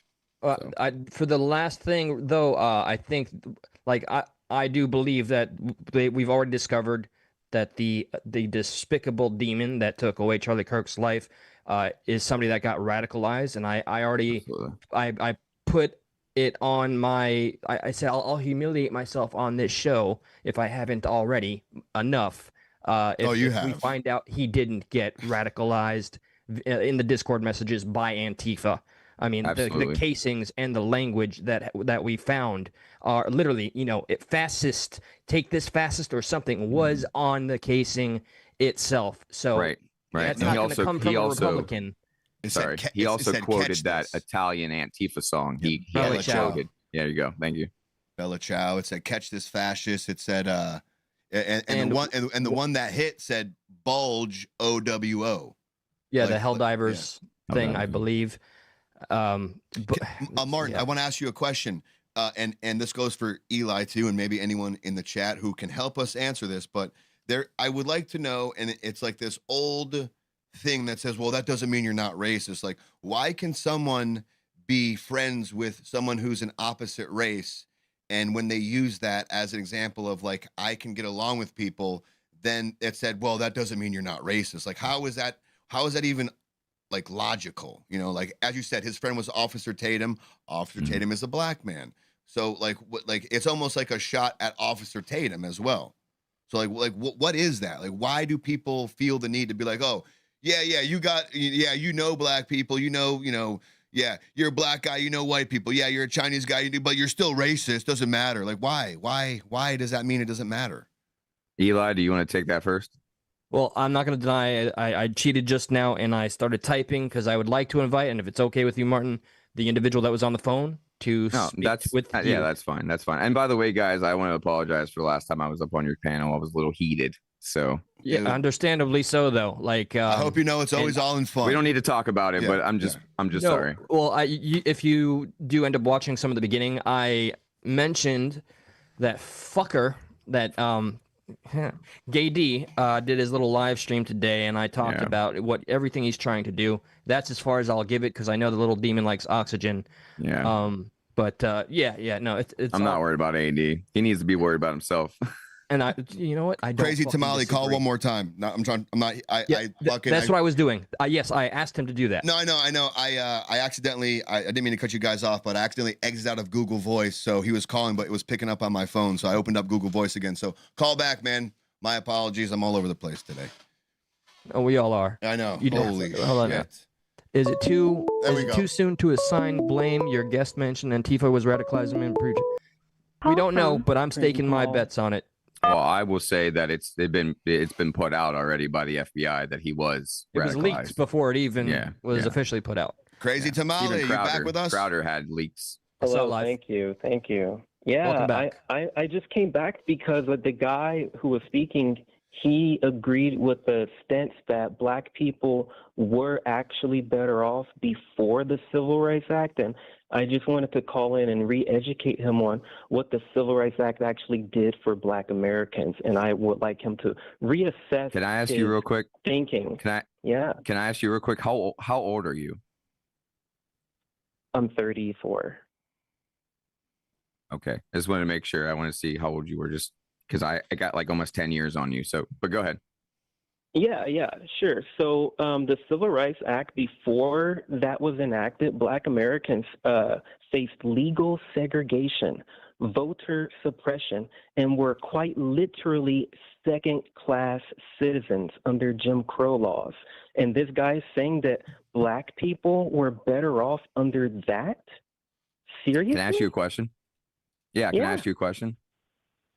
Were mixed folks, half black, half white, were they segregated and attacked? Absolutely. Oh, which way? To the whites or to the blacks? To blacks. You know, the whole one drop rule was a big thing, right? You know, that was just the South, though. You see, what you're doing is you're trying to appropriate the entire country based off of what the South believed. I'm a Yankee. I'm not trying to appropriate the entire country. You said, do you think that some mixed people were involved in it? So I'm saying, yeah, of course. No, I'm going off of facts. That's why I asked you how old you were. So basically what you're claiming is what the South believed about the segregation and all that stuff. That happened in Alabama, Mississippi. Yes, you're right. But that wasn't happening in Ohio and Pennsylvania and Maine and New York City. So what you're doing is appropriating a idea that is based off of your party that created the KKK to control black people as farm equipment. You're now trying to flip it and blame Republicans for what you guys did. No, I'm not actually blaming anyone. I'm challenging the idea. If you believe, I'm challenging the idea if this other caller believes that black Americans were better off in that time period versus having the Civil Rights Act enacted. Can you tell me, are black families better off now or then? 100% better off now. So what's the statistics? Eli, if you could look it up, how many black fathers are not in the family and in the household now because of welfare compared to, say, 1960? How many black people are now able to be not discriminated on being employed and receiving education? Whoa. We can look at different variables. Hold on. Right? According to the left. Yeah, I have so many different variables we can talk about. How many black people now don't have to take literally tests to vote? Calm down. Okay. According to the left, they don't have those rights. According to the left, thousands of black men are killed every year by cops. So last year it was what? But that's besides the point. Here's some statistics, Martin, that you asked for, and Tamale, you respond as well. So it says in 1960, approximately 2/3 of black children were living with two parents, which was the same proportion for white children at the time. Only 9% of black children lived apart from their fathers. By 1988, the percentage of black children not living with two parents had risen to 61%, from 9% to 61. In 2023, 47.5% of black children live without a resident father. While still high, this figure was the lowest. So it went up in 1988 and then went back down, went back down to about 1973 levels. And then it says in 2024, it's now at 44%. So it was pretty high during the 80s, and now it's about half, a little less than half in 2024. But it's nowhere near like it was when segregation and civil rights happened, right? I understand what you're saying, but that's besides the point on the claim that I'm making. It's not besides the point. That's the whole point that you're making. No, it's not. Did you not hear the part where I said that? Can I finish my statement? If you're going to say the point I'm making, can I remake my point? Calm down. Let's go ahead. All I request is that both parties allow a finished statement, and that is all. Thank you. The statement I would like to make is that black people no longer have to now take literacy tests to vote. Black people are now not able to be, or legally able to be discriminated against on their race for employment, education, and access to public places such as restaurants, theaters, hotels, libraries. You can look at the household family statistics about black fathers in the home, but that's totally besides the point on all these other variables that I'm bringing up here. Would you like to address the variables that I just brought up? Or are you going to make up your own? So what you just said was that it doesn't matter if there was a strong family unit because now they have all these rights. But let's talk about that real quick. There's a lot of places right now where white people, DEI, can't do things because of their skin color. So what's happened is it went and it flipped. So now white people are the devil. White people aren't allowed to have those jobs because blacks should have them first, even over Asians, which are smarter than both of us. Okay. Can I correct you really fast, please?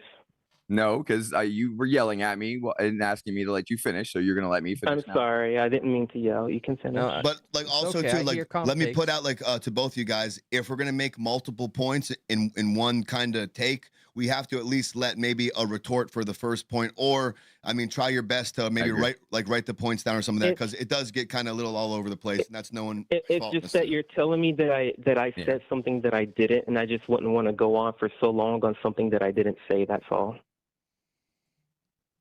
Can you explain to me what DEI is? You told me that I said one thing was more important than the other, but that's now, hold on. Can you explain what DEI is for me, for the crowd? Sure. Yes. DEI is diversity, inclusion, and equity or equality. Yep. Except for white people. I think that that's actually true, and I don't agree with that. Sounds like racism. But he did just say he thinks it's true and he doesn't agree with it. I think that there is an element to that being true. I completely agree with you. I see that in society, and I see that there is a lot of unfair treatment, and I completely agree with you. I do think that it is like DEI for everybody but white men specifically. So how is that any different? I see that. I'm not blind to that. May I ask a question before we get too far? This goes to Martin. And this was a question in the chat, and maybe you can kind of help expound on your take there. But he was essentially asking, so does this mean you're implying that black people should return to Jim Crow life? Essentially, no. Do you see negatives to Jim Crow, as well as kind of what you're saying? What Jim Crow was a racist piece of garbage. Jim Crow laws were basically in the South. So again, you're assuming that the entire country ran that way. I'm not saying you, Josh, but that's not how it worked. You see what I'm saying? It's not how it worked. Basically what you're doing is the entire country didn't operate that way doesn't mean that a large portion didn't operate that way, but right? it matters. It matters because there's how many states. Exactly, it does matter. It does matter. So if the whole country's not doing it, stop blaming all white people or stop blaming the whole country for something that, say, But 5 states I down never south did. blamed white people for this. I said that this guy's saying that we would be better off in this time period when we 100% verifiably wouldn't be better off. That's Let's the craziest statement let's to back make. up. Let's back up. We're talking about Charlie Kirk in your discussion where you said that Charlie Kirk's racist. Yeah, No, I that's would how we like to got talk here. to the guy in the black hat and the American flag on how he said that he agreed with Charlie Kirk's statement that black people would be better off prior to the Civil Rights Act, which is an insane They were better statement off. to make. I mean, there was things that they weren't better off with, but again, what you're assuming is that the whole country ran like that when it didn't. Blacks had hard times I'm not down assuming the whole south. country ran like that. Blacks had a hard time down south. You keep saying that they were taught like and blamed like that. California, places, New York, Ohio, we did not treat African Americans that way. The South did. This is what you need to understand. There was a reason we fought a civil war. Okay, now I'm not saying it was perfect, but how is it any different that it wasn't good for them then and now it's not good for us now? How is that any different? It's just reverse roles. It's just reverse racism. DEI is Jim Crow towards white people. It's That's the all it fact is. that just because it wasn't happening there doesn't mean that at a federal level it is legal to do these things in these areas. And what I'm no getting at offense- is no across offense, but the I don't think you know what you're entirety talking about. of all of the United States, it should be that black people are no longer discriminated on against their employment, education, access to public How about areas, no people are voting discriminated? How about registration, no housing people? and renting. You can't just be like, oh, well, that was only in the South. That was only in the South. The fact is that the Civil Rights Act gave blanket discrimination bans across the entire country, and that is something that is very much needed. You can't just be like, oh, well, that was only in the South part. That's besides the fucking point. It was though. You just don't want to accept facts, sir. You don't want to accept the I'm fact that accepting not your the whole facts. How country many times acted have that I said I way. agree with you? I said I agree with you that it was totally in the South, but you're missing the forest for the trees. No, I'm not. No, I'm not. Because what you're doing is what you're not doing, sir, is you're not seeing that now that's happening towards white people, and you're fine. I don't hear you crying about white people being used and attacked now for us being sir, white. And but I'm not sir, I racist just at all. said I have that a black see the son. I have a black DEI stepson upstairs against right white now. men. I just said I agreed with that point, though. Did you remember? Yeah, I remembered, but you're covering with a bunch of nonsense. You're not. What you're doing is you're trying to say that white people. So you're saying that I'm were not evil. giving out the thing for the white guys, but then I did, though. Which one is it, guy? Come on. I don't know about that, friend. I think people watching can see that your liberal ideology and your feelings are driving your points and not facts. Here, let me. Okay, what fact am I missing out on here then? I'll listen again. You could try again. No, let Eli talk. Hold on. Let Eli talk. This is his show.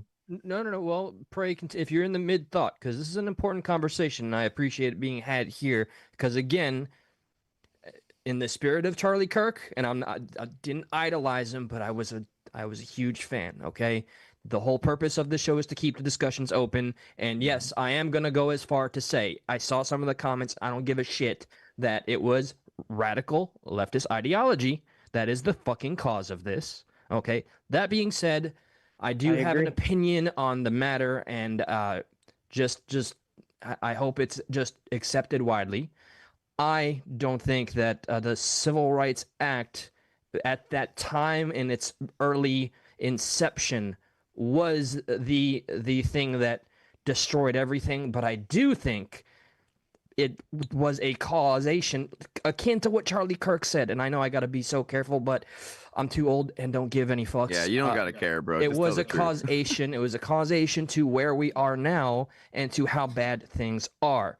So, but let me be clear. During its inception, it was for good. And the intent being good is also fucking just that. But where we have ended up, way past that, not back then, is now a bad place. And you know what? I want to say that I completely respect you for saying that, and I actually agree with you on what you're getting at here. I do see how, again, some things really go down a very slippery slope, and it's kind of like the whole thing with a lot of letting children at the age of like 5 start taking gender affirming medications and stuff like that. Like you start with one thing and then you go down another, and it leads to a bad place. I see what you're getting at here, and there are things that did happen in this time period, revolving around the Civil Rights Act that, I see your talking point and I see what you're getting at. But because of that one thing in general, you can't say that all of the Civil Rights Act in general, black people would have been better off before that. That's a crazy thing. Nobody to say. said that. I don't co-sign to that. That's what I want to nobody kind said that. I kind of want to weigh out though, like do the few good things weigh out the bad things? Like what is the tipping scale here? That's kind of I feel like at the heart of what we're trying to get at. Like as Charlie Kirk was saying, he was trying to defend the affirmative action, the civil rights, but I felt like he was kind of approaching it in this debate style way where he was trying to simply defend why it was bad. He didn't want to concede to any good aspects. And on here, maybe we could also like do a little both. So like, as opposed to also saying why it's bad, and I do see Crazy Tamale, he is, yes, I do agree with some things that were not right from the Civil Rights Act. Can we, Martin, Eli, myself, can we also say, okay, but here are some good takes from the Civil Rights Act? Because I'm not sure if, I don't really know if black people are better off now or not. I'm sorry, now or during the Civil Rights Act. Like I know statistics say one thing, but does that encapsulate the broader culture that they're living through? Like I don't know else if we're missing something. Is all. I'm trying to make sure we cover. I'm sorry, I didn't mean to interrupt. You're good. I would just point out places like Baltimore. Right, like and the implication of Baltimore would be what? So if you look up Baltimore right now and you see the average grade point average of inner city Baltimore schools that are mostly black, the highest you'll see roughly is between 2 and a 2.5. The valedictorian a few years ago couldn't even read on an 8th grade level at a Baltimore high school. I read that in an article. So, there's a lot of stuff going on. How much black on black crime? Black Lives Matter. Black Lives Matter would not exist the way they existed because they didn't care about black lives. They cared about money. That's why they ran and Marxism, and they did that, and they bought all these houses and they got all this money. It was never about black lives. Black people have always been the scapegoat for the left to do and say what they want, as they blame us for being the racists and not loving on them and not caring. We literally did. The Republicans are the ones that freed them from slavery. We fought a war over it well before civil rights. But, they just conveniently forget about that. They're like, oh, never mind that you freed them from being farm equipment to these people because they couldn't whatever nonsense down south. Again, black people were allowed to use the bathrooms, drink water, and everything up north, normal, and down south they were segregated. It wasn't up here. So it's two different worlds to me. And I do believe, possibly much like conservatives do to maybe like the Southern white people, I do believe, as you're saying, that Democrats do maybe pander to black people, victims of, like, I do believe they do that. And then I hear maybe? There's no maybe. Yeah. In the same respect, then when they do get elected, it feels like then they don't do anything on their promises, where then you have, like, what did Trump do? He every year, historically black colleges had to come and ask for money. He said, no, fuck that. You get 10 years in advance. So you don't got to come every year and beg for us, because what does that do for the Democrats? Well, guess what? If you don't come and beg for us and kind of side with us, well, we're not going to give you that money. That's a possibility. That's kind of like the assumption they're made. So he's like, don't worry about that. Boom, there, like, you got it for 10 years. So like, I don't see, like, what is your opinion on that move, Crazy Tamale? Can I just actually make a quick correction for all the people watching? There actually was a lot of segregation in the North. There was housing segregation, school segregation, employment discrimination. Entire cities like Chicago, Detroit, Cleveland, New York were deeply segregated with housing patterns. Sure, there were no laws around this type of segregation. So you mean like today? I'm sorry? So like today, now it's just flipped real. So all those places, I'm from Youngstown, Ohio. I'm an hour from Cleveland. That's where I grew up. I'm a Browns fan. Okay. Well, I'll tell you right now. Hold on. Because... I'll tell you right now, those cities you just named that were segregated are now flipped the other way. A white girl, a blonde-haired skinny, beautiful white girl couldn't walk down the streets in Chicago right now and be safe, or Cleveland, or New York, That or besides the point. We were It's not. talking about how the claim was that back in that time period that the North didn't have this type. You're framing it as black and white people just kind of lived holly jolly in the North, and I it never wasn't said like the that way it was either. in the South. I didn't I think you didn't say said that that it either. was framed as such. Assumptions are like a rocking chair. It gives you something to do, but it doesn't get you nowhere. So I just want to make it clear that there was a lot of housing segregation, federal policies like redlining, and that existed so that you're segregating. You can't federally redline a state anymore. Fun fact: I grew up in Kansas City on the red line.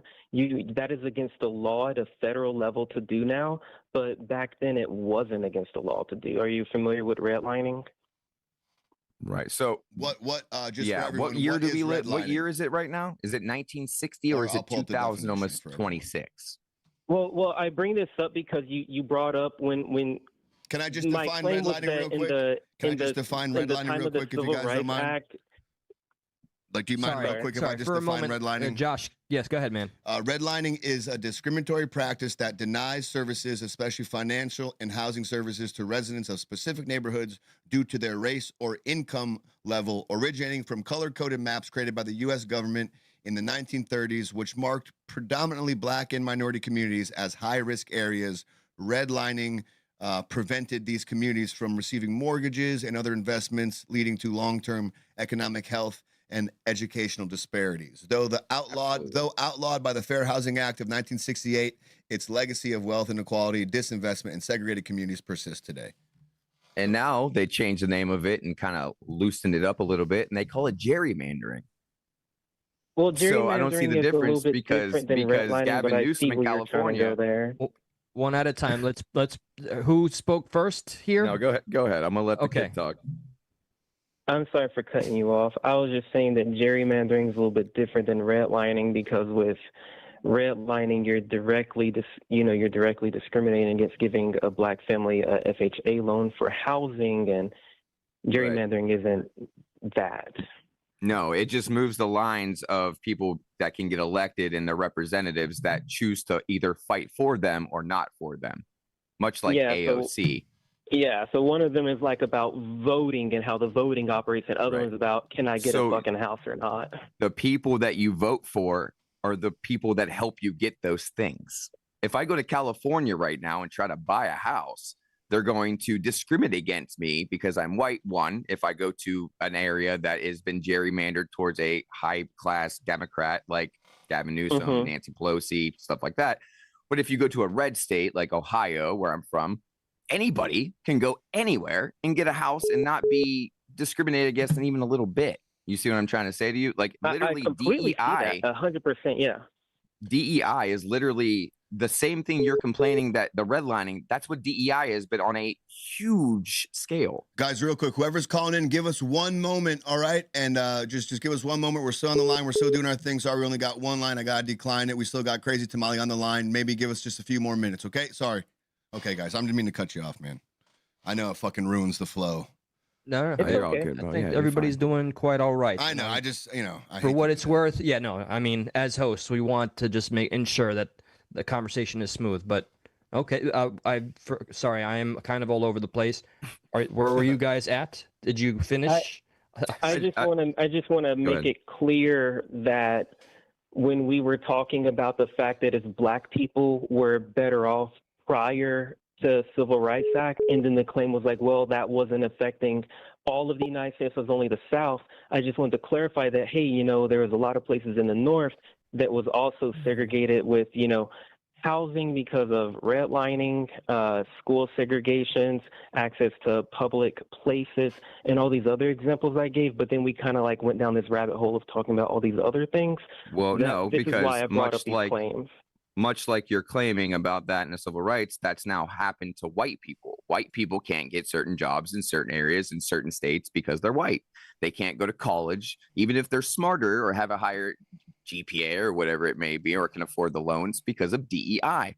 We have a person on our Supreme Court right now that refuses to read bills by the name of Jackson because it's boring, she said. That's your freaking job, lady. And she got hired because of DEI. It had nothing to do with if she deserved it or not. So literally the same thing you're complaining about back then is now happening to white people. Yes, today. And it's a horrible, horrible thing. It's a horrible thing that it is happening to white people, and I do see that thing happening, right? It's How's it any different? Fucked up. So how is it any different? Why aren't you complaining about that?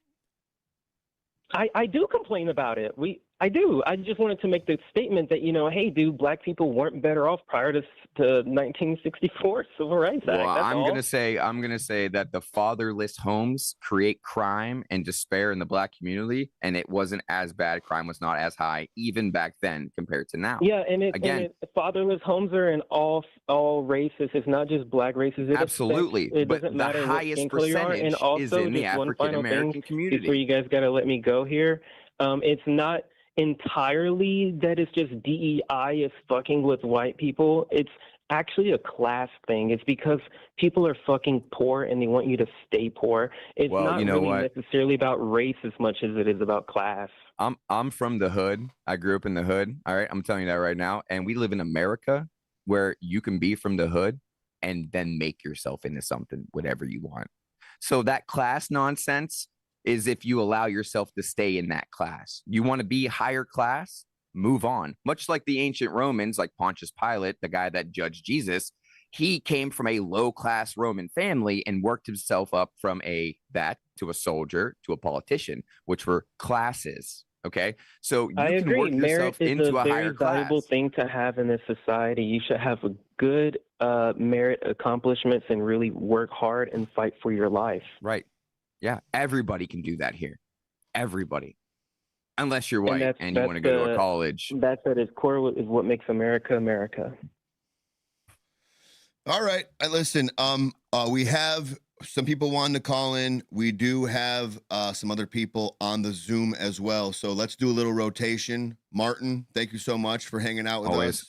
Crazy Tamale, thank you so much for hanging out with us. I'm gonna keep watching you guys. I appreciate it. I like your show. If you keep watching, all the weird jokes. Listen, I know you hated stuff, but if you guys keep watching and you again want to call in, if it kind of stagnates out, feel free to. But kind of, now you got your turn. Kind of go to the back of the line, so to speak, and see what happens from there. But we'll always down and take your calls again. Okay. All good, brother. We appreciate you. Crazy Tamale, thank you, brother. All good, man. Thank you. Thanks for having me. Martin, wait, Martin. What's the channel name? My channel? Yeah, you want to plug yourself? It's Reform Media. It's the word reform, REFOR media, Reform Media. Yeah, thanks, Eli. I appreciate it. Gotcha. Appreciate it. I always say reform, but you're saying it's reform, or you just kind of it's just like tomato kind of thing. It's like okay, so I named it off of the Protestant Reformation. Like Reformation, so gotcha. Reformedia is how I say it, but people say Reform Media. Either way, it don't matter. I got you. Makes sense. Okay. Well, all right. Clarification is always good. Yeah, man. We'll see you. God bless. Have a good one, man. Martin, everybody. Appreciate you. All right, let's see who's calling in now. Ivan, feel free to call in. If this is not Ivan himself, I'm not sure. Pick up. Call from. To accept, press 1. To send a voicemail, that press seems 2. Listen, yeah, you have to give us your name if you're calling in. So just go ahead and try one more time and just go ahead and put the name there so we know what to expect. And a voice, a regular voice at the very least. Not just we do have some stands outside of here. Wait, you don't think that someone's name could be Oh, there's I've been calling, I got man. two on the brain. There is one thing that I wish I would have clarified during the conversation, but shit, sorry, dude. Say again? No, Ivan's like, what's the fucking number? 954-546-3455. 954-546-3455. Whoever the area code 317 was calling, hold up a second. Let Ivan call, and if you want to try to, I saw you call twice. That's our bad, but let Ivan give us a call real quick, and then we'll go to you.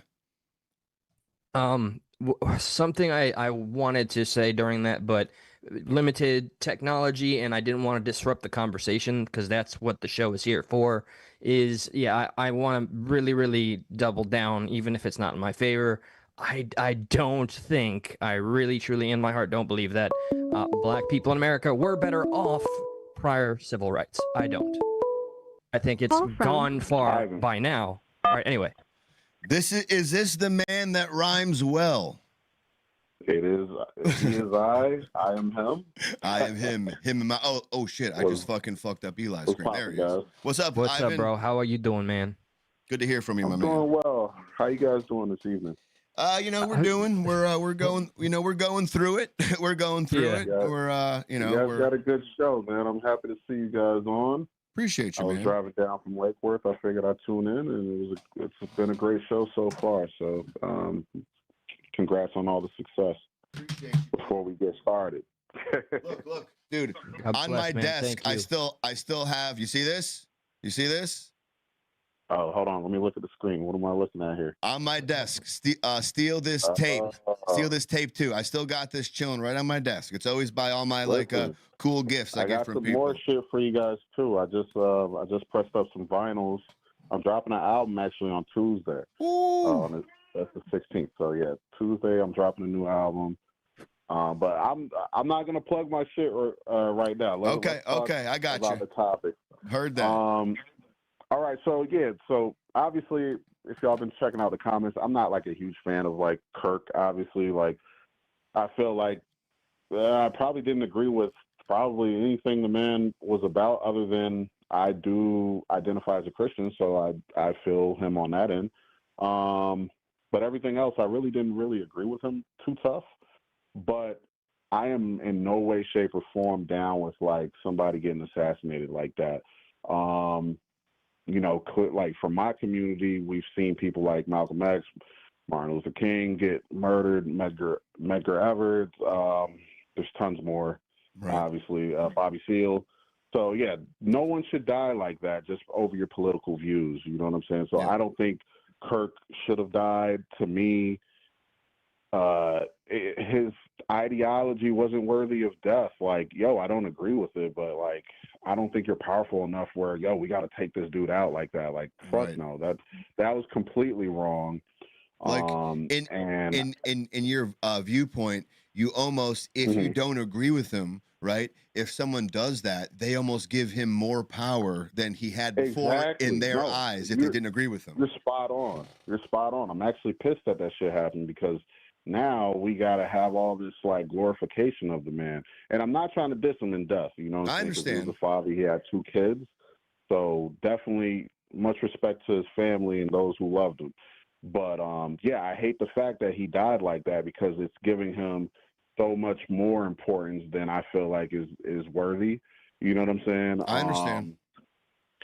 But yeah, all in all, I do not think that he should have been assassinated. I don't agree with that shit. And I think it's actually, I think it was Eli. Somebody made a point where it's like, it's kind of sickening, to see people like kind of ha-ha laugh and joke about that shit. It's not cool. I think it's a symptom of online culture. You know what I'm saying? Like a lot of people who are doing it, these are like Gen Z kids.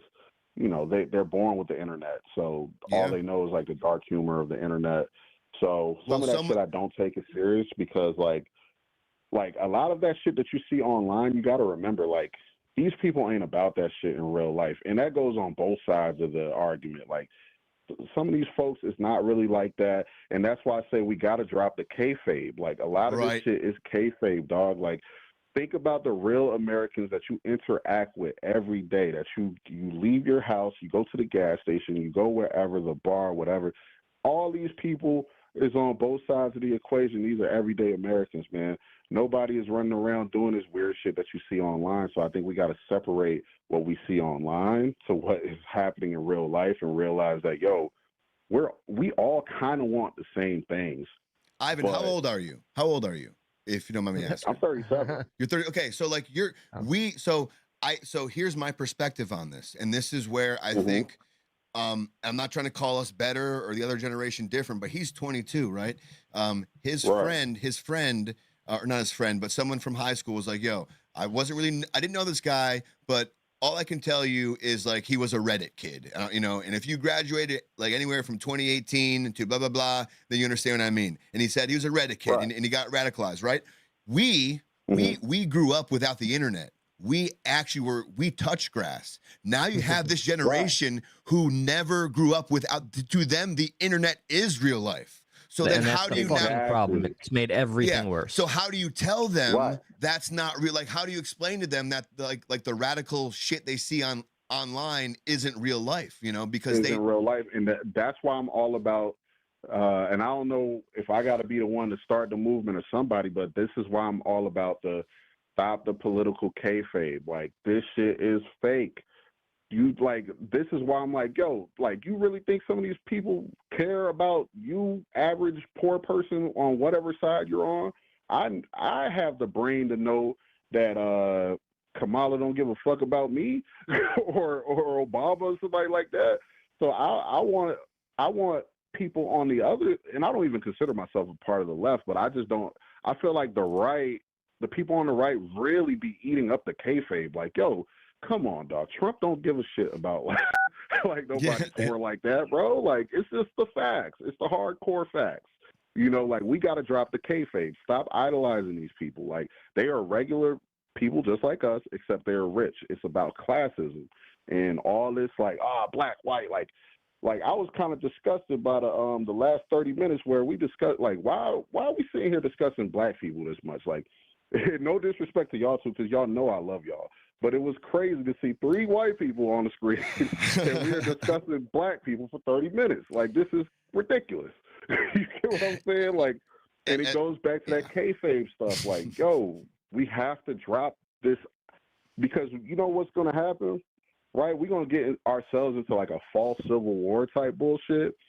And it's just going to be rich people that's cleaning up and making money off this shit at the end of the day. I mean, they're already making money off our discourse right now. You know what I'm saying? You think they're not going to make money off of us actually doing battle in the streets?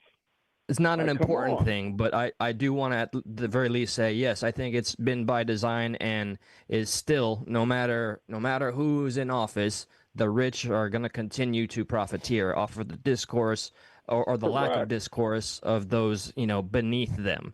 That being said, not in defense of the show or the optics. And I hear you. They're like, we're gonna own that look, man. It doesn't look good when a group of white folks are talking about black people or any race ever. But we will take every risk possible. Why is that? Why do we have the conversation? Why do white people need to be said? Why do we suck so much at talking? Like, why can we never pull it off? You know, like, we just always look horrible talking. Like, we just can't do it. It is like one point I wanted to bring up was like, yo, like, I feel, and maybe like somebody white has to tell me, and this is why I love discourse though. So I love the show and I love what this is about at the same time. But it's like, I never understand that. Like, yo, okay, we sitting here really discussing black people when y'all aren't black, right? Like, and neither was Martin or whatever. But like, yo, I've never seen people sit down and discuss Asian culture, Jewish culture. Like, who I'm talking about those who are not Jewish. Like, I've never seen 3 non-Jews be like, yo, let's sit down and decipher everything about Jewish culture real quick and what they got going on, or Asian culture or whoever. Like, why is it black people? This obsession with black people got to chill the fuck out. And I'm not saying y'all are not obsessed, but I do feel like there is a little shitstorm of that where it's just like, bruh, like, you think we walking around like having discussions like, yo, we got to have this meeting about white folks real quick. Like, no, I'm not. All right. You know what I'm white saying? folks. So but like, may I ask though, because I grew up like some of my best friends growing up, and I'm going to do the thing. Ready? You're going to do the fucking thing. No, I would too. I know. I grew up in Queens, New York. Yeah, my best friends growing up were Puerto Ricans, but I would hang out with them, and like sometimes they would just sit there and they didn't call a meeting, but in passing, they would see something stupid and be like, why do white people do that? And like, I would have to defend them, be like, I don't fucking know. We're fucking crazy, you know. And it was always in a joking matter, but like, you know, like I do think people make. Look, I can respect that because that's real. Like, that's just real. Like I said, I'm all about like the real, right? So that's like real everyday discourse, right? But like this other shit that, and no disrespect to Martin or whatever, I don't know what nothing that he's about or whatever, but like that shit is just weird, yo.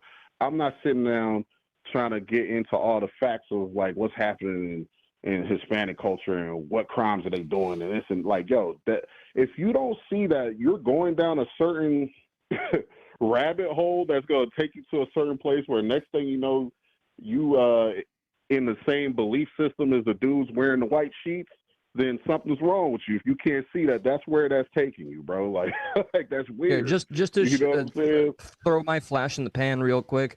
Before you arrived, I did mention, and I called out the right at the beginning, where it was very disheartening, and it did hurt my heart to see Charlie Kirk. And I appreciate that it's appreciated because that goes a long way, and I wish more of that would happen, especially this day and age. But man, shit is fucking heavy right now. What I was calling out was when I watched Crowder live, and he was very close to Charlie Kirk. When I followed him on Rumble, like YouTube, there's no chat. When I went to Rumble, I see the Aryan fucking Brotherhood in the chat style, talking about the Jews did it and the Jews this, that, and the other. So as somebody that has Jewish family, like it fucking hits. And so that's why I have the sympathy/empathy. And I know the quote again from Charlie Kirk.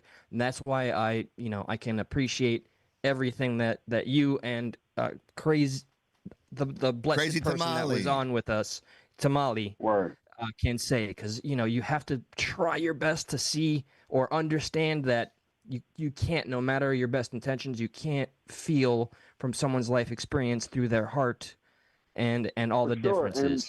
And I want to reiterate once again, like in no way, shape, or form do I think what happened to Charlie Kirk was a good thing. That's not a good thing for America at all, because this is a country where we're supposed to be able to do what we're doing right now, have discourse, talk to each other, whether I agree or not. You know what I'm saying? So I don't think he should have been murdered at all. I want to make that clear. That shit was wrong. Absolutely wrong. And that's and I can relate to it because I'm a person who, like, I grew up, I love fucking Malcolm X, right? But I know a white person could take like one of his quotes and be like, "Oh, he called white people devils." You know what I'm saying? And be like, he also said, "You're white." It's not just a line in the movie. He said, "You're white. You can't do anything to help." Correct. But so it's like I could see from that standpoint of somebody feeling like, well, fuck Malcolm X. It's like I get that. You know what I'm saying? So of course it's only right that on the flip side, but I don't think I know how I feel about that, right? Or any of the Panthers dying and shit like that. So of course, I have the intelligence to be like, you know what? I still like love those icons for what they were about. So therefore, I can even understand why, for instance, Eli is hurt about Kirk. All right, I get it.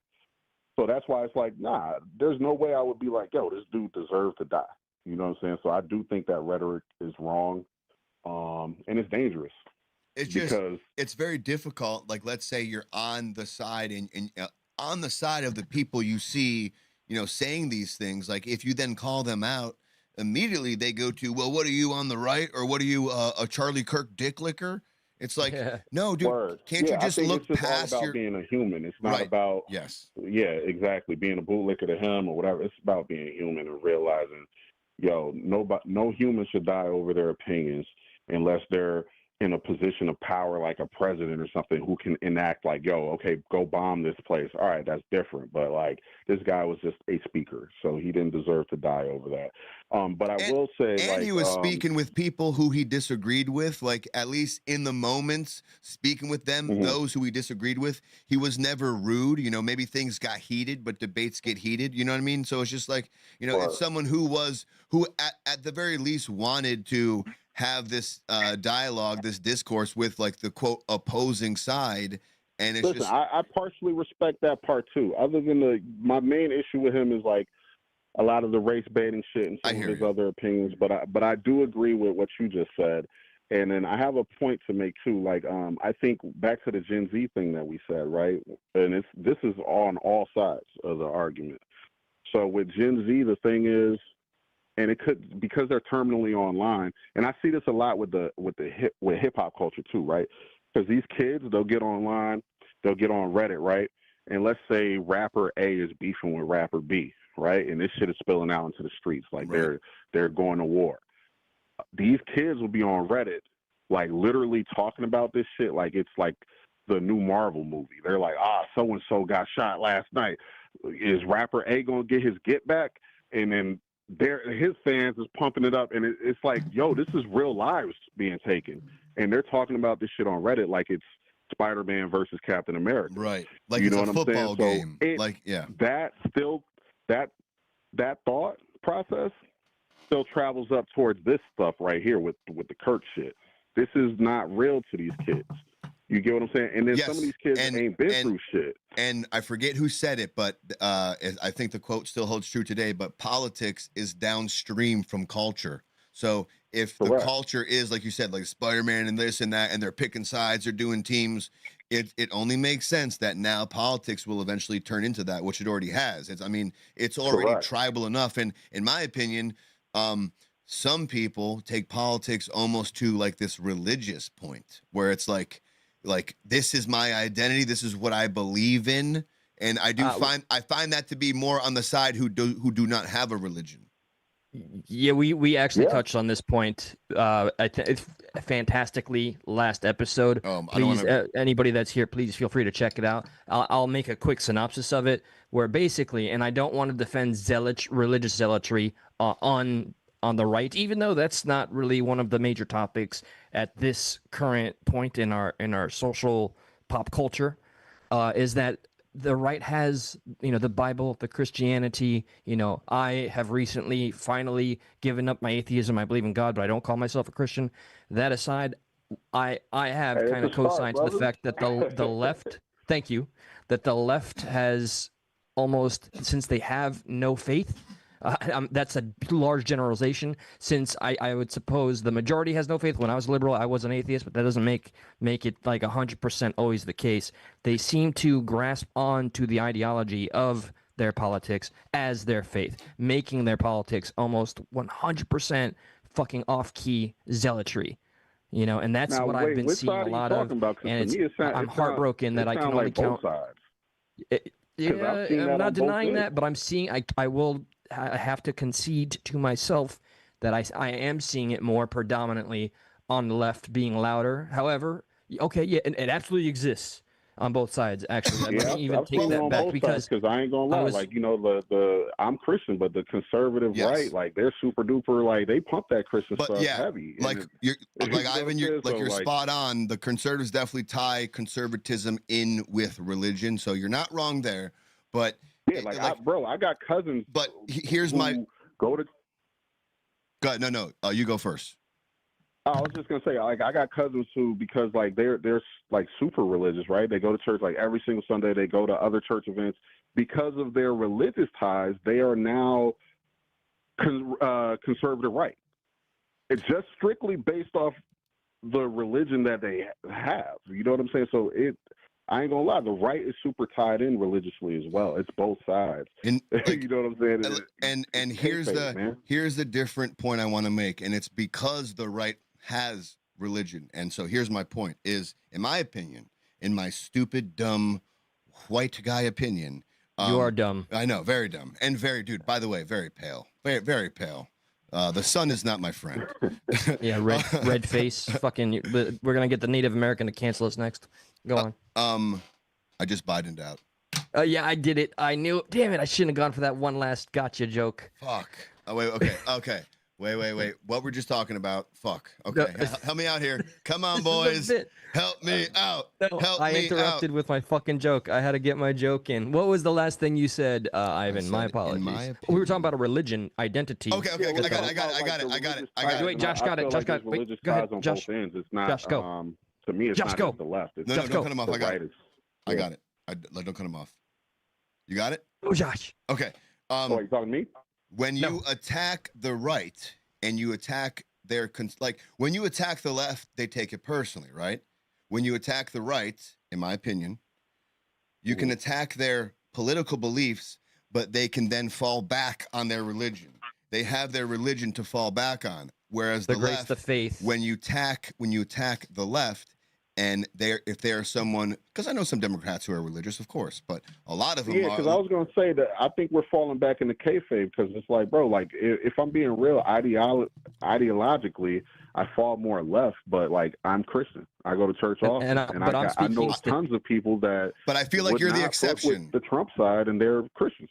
I feel like you're exception. I just want to add that not making it completely anecdotal, but statistically speaking, the left these days, at present modern times, not a lot of faith. Especially younger people. Now, see, okay, now that's where I got to step in again, and I feel like maybe we just getting lost in the kayfabe of what's presented to us by like the media or whatever, or the internet or whatever. But like, let's be clear here. Like, if the majority of black people are left leaning, right, as far as where they vote, I see where you're going with this. You know, black people have hella faith and are Christian. Yes. In this country. Therefore, it's like that's those two things can't be the same. They can't be true. So yes, the left has religion as well. But I guess when I say the left, I guess what we got to clarify. We don't wrap it synonymously with the flag like the right does. You know what I'm saying? And I hate to even say we, because I do not consider myself like super left. I really consider, because I feel like all this shit is kayfabe. You know what I'm saying? Yeah, but you could be right.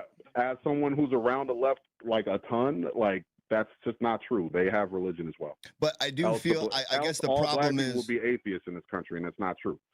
You know what I'm saying? I guess the issue is like the broad term of saying the left, because I guess, you know, a lot of black people I know are Democrats, but I don't think I know a lot of black people who are hardcore left, like, you know, like progressive, purple hair type leftists, where they're just like burn America down. So if you're talking about the extremes of that side, okay. Which do seem to be the most vocal. Yeah, that's what I'm talking about. You're correct. Okay, then that's an appropriate distinction to add. Yes, also, it is. The one thing I would add as well, though, is that it does seem, in light of, that I do call Charlie Kirk's murder a fucking tragedy, and I know you do too, and thank you for that, of course, is that when something terrible happens that you expect the right to get angry at, it just appears that we, or the right, I don't want to say we, they do tend to use their faith in a constructive way to find forgiveness. And please take no offense when I say the left. Maybe I'll even say the more extreme. I think that's the better thing to say. Yeah, the more extreme left seems to fucking result to the violence and to the rioting. Ends. Those are the actors that's doing all this crazy shit. It ain't the regular folks. You know what I'm saying? Right, but did you hear my point? Because I think you would maybe have a retort. I'm saying it seems that the more radical left seems to hop to the motherfucking violence, protesting, where it ends. And then it seems like the regular mainstream left allows that to happen and kind of picks and choose when they want to condemn it or when they don't want to condemn it. Again, I feel like it's a mirror. They're both doing it, because it's the same. And on the right, where like they'll pick and choose, like let's be clear, a lot of these shootings happen, things like that. It's like, you know what I'm saying? But yeah, we know that's the extreme right, but they'll pick and choose when they want to, like, hey, this is fucked up, stop doing that. It's the same fucking bird, different sides of the wings. Like, you get what I'm saying? Yeah, I guess extremes on both ends. They do the same shit. Yeah, I don't agree with any of it. Yeah, I think that's the fairest take to say is both of the extremes are stupid. If you're far left or far right, you've gone too far, right? You've gone too far, because that shit's right next door to each other, And I implore everybody, like, really, we got to touch grass and actually, like. But how do we tell people? How do we tell people who touch grass? This is a version of that. I agree. We're doing that tonight. But I think people just got to really actually, like, communicate with each other and realize, like, shit, all right, man, this is just a tax-paying American person just like me. Like, we can find middle ground. It doesn't have to be a battlefield out here, because I really, like, one of my points that I was trying to make earlier is, like, with these kids who are online on Reddit, or just, it doesn't have to be just kids, but people who are terminally online, and maybe they ain't been through shit. It's like, bro, it's like gang wars. You know what I'm saying? Like, if you're from, certain neighborhoods or whatever, you've seen this shit go down, where it's like, okay, well, that side killed his cousin, so damn, he shot at that other side now that his brother's killed. Well, meaning the beef just never stops. More bloodshed just means this is a forever war. And I do not want to see that shit happen in the U.S. society as a whole with what's going on. So I would hate to see, like, okay, somebody who's left-leaning now, they get assassinated. That shit is just going to be a forever war. That's the same shit as gang warfare. You know what I'm saying? That's why it never stops, because, you can't bring that life back. And now they took a life on the other side. Well, shit. Now it's just going to keep going. And now I got to retaliate, and then correct. And I feel like cycle. people have not lived. Some people don't come from that kind of background, or haven't lived that kind of life, or been around that, or known anyone like that. So, like, I feel like people are driving 100 miles per hour towards that outcome, and they don't know where that fucking other end of that shit goes. It goes to a forever war. Like, it's never going to stop. You know what I'm saying? Like, they talk about gang violence, and they don't understand why that shit gets that deep, because too much death is happening on either side, where it's like, nah, I can't let this go. So I don't want to see people get radicalized on either end to that point. I mean, I don't fear know that that's where it's at. It pretty much is. And this Charlie Kirk's like complete and utter devastating murder did wake something very, very potentially dangerous. And I hope that it is utilized in a way that aligns with his wishes, because his wife took to, she went on today live and did an amazing and graceful address. She said one thing that the news is going to hop on her fucking, forgive my words, her nuts for. She said, and my mourning will be like a battle cry. And I know people are going to get up in arms about it, but by her example, she is leading, and she did a phenomenal, graceful, beautiful job in doing so, and I'm proud of her, because she could have gone on there. She has every reason to hate right now, more than anybody else on this fucking planet. She could have said almost damn near anything and have a fucking pass, and she didn't. She used it to fall back on that faith that we were talking about earlier, and I envy that. That, I think, is beautiful. And that is something sometimes I feel I don't see too much of when I'd like to more of on the left. Okay, I have a question, and then I also have a statement. Okay, so maybe I should do the statement first, and then I'll do the question second. So my statement is, like, I really hope that I feel like on the left side, they need to condemn this assassination even more. They need to drive that home, that this was wrong, to everybody who watches, like, let's say, the MSNBCs of the world and shit like that. They really need to drive home that this shit was bad, because it is. It's bad for America in general. Yeah. But I think on the right, they also need to drive home, hey, yo, we're not doing the retaliation and this and that. And I know, like, I guess the right hasn't had a major assassination before, kind of, because the left has had tons, and it's been years, obviously, but, like, we've had our share, like MLK was probably the biggest possible. But we weren't pushed to, like, yo, all right, yo, they killed MLK, a peaceful dude, go kill all white people. Like, nobody told us to do that shit, right? So I would really hope that the right takes maybe some homework from that and realize, like, yo, that is not the way. That's not gonna get that's not gonna get your agenda. Like, if they are truly righteous in their thought patterns and what they believe in, right, and what they want for the future of this country, then I think the best bet is to do it in a nonviolent way. That's what preserves this country as it is, and that's on all sides. In order to preserve this shit that we have built, right, for years and years, then we need to do this non-violently with ourselves. You know what I'm saying? This is a universal hope and expectation for all. Yes.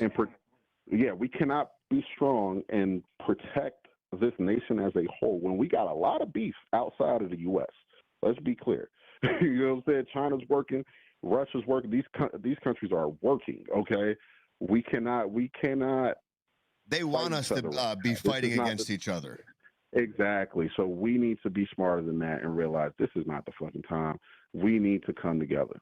And I know that's hard because we have so much fun hating each other. You know what I'm saying? Because I really feel like these people online, people like Martin, no disrespect to them, they have fun with this shit. They like the discourse. You know what I'm saying? But I feel like we are better together. All right? We are like, I travel this whole country doing rap shows, performing for whites and blacks. Some cities I go into to perform for, there ain't no black people there. I've performed in fucking New Hampshire, places like Portland, Maine. There is no black people in that crowd when I perform. You know what I'm saying? But these are still people that love music, still good American folks that just want to have a good time. And so I see people of all walks of life. I perform in hoods, I perform in suburbs. You know what I'm saying? And I feel like everybody just wants a good life. They want to be able to prosper. They want to be able to work a job where they get paid decently so they can afford good things. And This live is their life. an American expectation that transcends party lines. Absolutely. And I want to say again You know before, what I'm like I made the short, and I want to reiterate one more time that like at this point, like obviously, you know, like we are supposed to be sad. We mourn somebody who passed away who shouldn't have gone out the way they did. But at this point, I don't think it matters anymore of the who done it. You know, this person. It's like why they do it, regardless of who did it. The same reason of whoever did it, why they did it, was to cause divide. Let's not start like caving into that divide. And just like you said, I'm going on my way to make. I'm like, don't give into it. Don't retaliate. And like, this is exactly what the intent was supposed to be. Whether it was this Tyler guy, whether it was the government, whether it was a foreign country trying to sow dissent, the intent, the why, was to essentially cause what's happening and to further this infighting. So like, don't fall for it. But you know, it's hard not to, because we don't fall for the kayfabe, bro. Yeah. This is programming.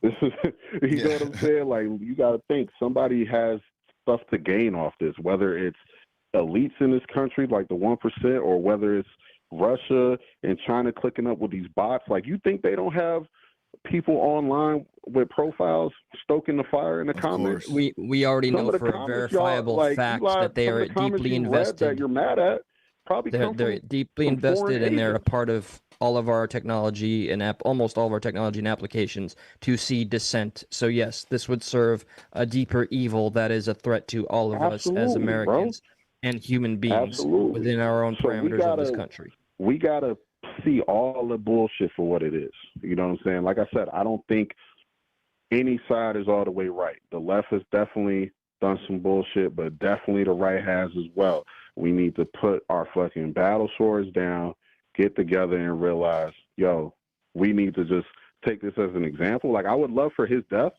to wind up being a beautiful thing that helps us get together more. Like, look what happened after we lost MLK. Like, you know, that was fucking awful.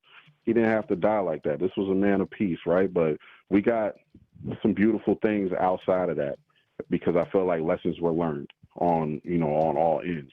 And I feel like maybe that could happen with Kirk. You know, I didn't, like I said at the beginning of this call, didn't like the dude. I didn't agree with fucking 90% of the things he had to say. But at the end of the day, I don't want to see nobody get murdered like that in front of their kids. Yeah. I don't care what they stand for. Something that was a universal truth of Charlie Kirk's and will be eternally, especially in his memory, well, I hope, is when words stop. That's when the violence starts. We lose our words, we will fall on the sword. And I don't want to see that either. So I do hope more than anything. First off, off rip, it's 100% confirmed. Turning Point USA is going to get way bigger. And I hope not more radicalized, but they are incentivized. It's truly, when I say monster, I don't mean it in a negative.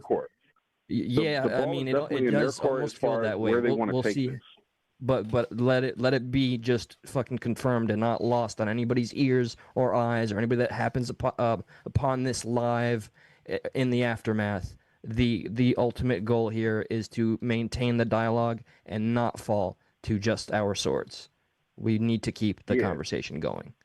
If we want to truly honor Charlie Kirk, it would be to do that. If he was going to be a martyr, the things that he wanted to be memorized the most about was his courage and his faith, and I would think it would be in his actions, even though his words weren't celebrated by everybody. It was to keep a dialogue going, and that is what I would prefer as the outcome. I can even say that, bro. I can even say, at least I could say this: he's an advocate for free speech. So salute to him for that, because as a musician, I need free speech to exist. So salute to him for being an advocate of free speech. Like I said, I didn't agree with a lot of the majority of everything he had to say, but I will say I appreciate the fact that he stood for free speech. I'll take that. You know what I'm saying? And I feel like more people in general in this country, and I wish, like, because Josh, you're around my age. I think Eli, maybe you are too. I'm 40. But like y'all remember, man, like I feel like people understood there was a gray area back in the day, and I don't know what happened where it's like Agreed. The internet everything's did. got to be The team internet red did. or team blue. Like it don't got to be like that, bro. We are everyday people. We wake up sometimes feeling bad. We wake up sometimes feeling happy as shit. Sometimes I drink. Sometimes I don't. I go to church. I fuck hoes. I mean, come Bro, on. I smell a new So song it's just coming, like- bro. I smell a new song coming on. That's a new song. You know what I'm saying? So like we are This'll all be Chris. multifaceted. Why are we trying to play like, oh no, I only am about this, and we're like, no, you're not. Okay. Ivan, I want to know say Martin we is doing some fucked up shit on the low that he don't show to everybody, and that's fine because we all do. Call from. Oh, sorry. So, oh shit. Okay. Hang on Sorry, one sorry, second. Ivan. We. Oh, what's that? Ivan, What's you that? still got there? beef? Yo, JR, hold the line. Nah, JR, are you there? Hold the line. Hold the line. Okay, JR, hold the line 1 second. We're just like Ivan. We're not trying to kick you up. We got someone else I'll calling in, wrap up. I'll dude. wrap up. You dropped. Yeah, I always appreciate you taking the patience with us and kind of explaining your point of view. And again, just like Crazy Tamale, and just like him, it's actually following your lead too, because we have known you for a little longer, but you're always very, you're very thought out, and you listen to us, we listen to you, and it's always interesting to have a nice back and forth with you. And like I always learn something. I always feel better talking to you. Like, all right, this is good. So, dude, I can't tell you how much I appreciate Absolutely, you. man. You know y'all my guys. You know what I'm saying? And like I said, fuck the politics. Y'all my guys. Period. I don't give a fuck. You got anything to plug? Like, you got a YouTube or anything to plug real quick before we let you go? Please. I got my album to plug. It comes out this Tuesday on September 16th. It's called Music to Hold You. Music to the number 2, hold, and then the letter U. My name is Ivan L. All you gotta do is type that in on Spotify, and I'm like literally everywhere. And if you're in the LA area, I'll be there September 27th to do a show. And if you're in Vegas, I'll be there September 28th. Peace and love, guys. Thank you, Ivan. Appreciate y'all, man. Dude, we appreciate you every time, brother. Love to hear Appreciate it, you. We'll bro. talk to you later, Ivan. Ivan L. Rhymeswell, everybody. That's one of my favorite people on this planet. I believe it was JR. JR. Hey, what's going on, guys? What's up, buddy? Thanks for Welcome, calling in, man. Sorry about the quick hold. We only got one line, so it's a little kind of a wildness every now and again. So we appreciate your patience as well. Well, no worries, no worries. I wasn't on hold long. Awesome, man. Well, So- what do you got for us? Well, all right. So first off, let me give you a quick background on me. All right. Now, I'm just a truck driver, Right. 6-year United States Marine, top secret clearance with Department of Defense. Been to 8 countries around the world. Now, I'm going to say this. I'm a very much an independent politically. All right. Now, I believe both sides have got good ideas, but my God, man, since I was a kid, it's always been the same bullet point arguments, I'm in my mid-50s now. They just, it's always been abortion and taxes and, all this and that. And it's like, my God, with that said. Appreciate your service, by the way. Thank you very much. Yeah. Those were not saying. Thank you. But, that was a long time ago, brother. Don't matter. Don't matter. With that said, this just hit me different. All right. Same here. Mm-hmm. Now, hey, I was listening into the last call, and I'm just giving you my. Oh shit. You hope that. What's that? You just kind of, you said I was listening into the last caller, and then you broke up a little bit. Yeah. Oh, okay. Yeah, you was listening. I was listening to the last caller. I think I brought up at that. Y'all hope that this doesn't drive people into extremism and violence, and and I agree. But I got to say, as a person that has seen the worst in the world, this hit me in that level. Because these types of things, although they happen every single day in this country, people get murdered every day in this country. Gun violence is rampant in this country, and I do not believe I'm very much pro 2A. Okay. Same here, and let me just add, my dear poor host, please take care of that thing that I asked you to do while I continue with the call. All right, sir. go. Thank you, sir. Appreciate you, sir. Go. Thank you, sir. And sir, please continue. Sorry. I gotta pee. That's what it is. So, oh, okay, no worries. So it's just one of the things that this was just wrong in so many ways, man. You don't expect assassinations. Like a murder is still an assassination, but this was a collaborated assassination to the point where it brought that dark side out of me. You know, am I going to do anything stupid? Of course not. Okay. But it put me in hypervigilance because now I got to worry about, oh my God, if I start speaking my mind out, I got to worry about this now, you know, because I'm a very vocal person. I'm in my 50s. I honestly don't care, but I do care about my family. You know, I just want to echo the sentimentality here that we all feel like I felt it too, more so, you know, just fucking, it's amazing. This is so fresh. It's been 2 days and it's already sad that it feels like it's already going away. Charlie Kirk meant a lot to me. I didn't follow him from the beginning, but I watched him every day for at least 2 years. I also felt just as devastated. I'll even share on here, I was worried about saying it out loud. This kind of felt to me, and I can't apologize for people that disagree with me, like a fucking loss like JFK. Okay? He meant that much to so many, and I don't want it to be lost on the people. I can't afford to fear either for anybody on the left that listens to this. Yeah, he meant that much. So when I would 100% agree with you on that. I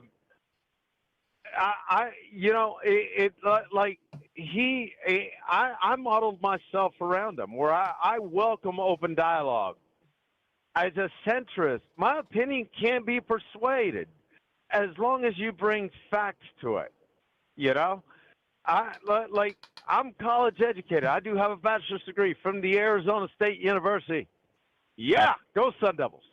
So, Amen. Up. So with that said, though, you know, I do my own research. I don't take somebody's word for something, you know, but Charlie was open about this. You know, he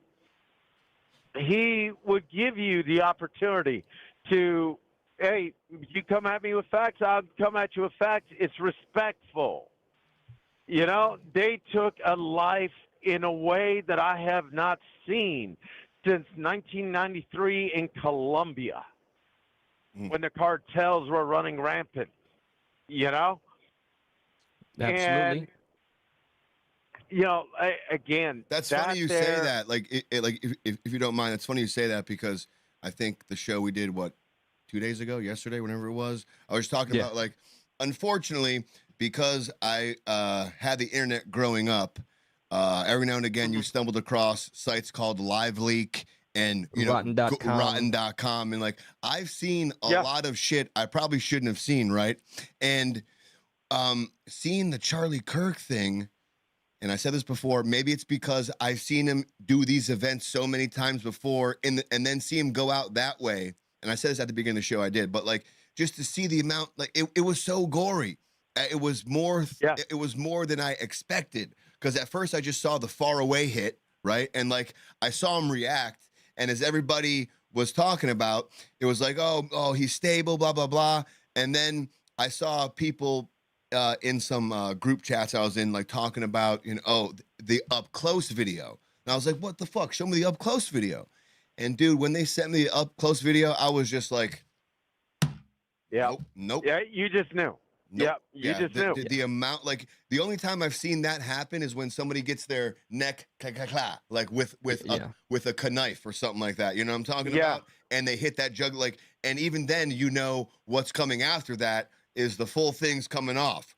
So to see that from it's just like, dude, that's it, man.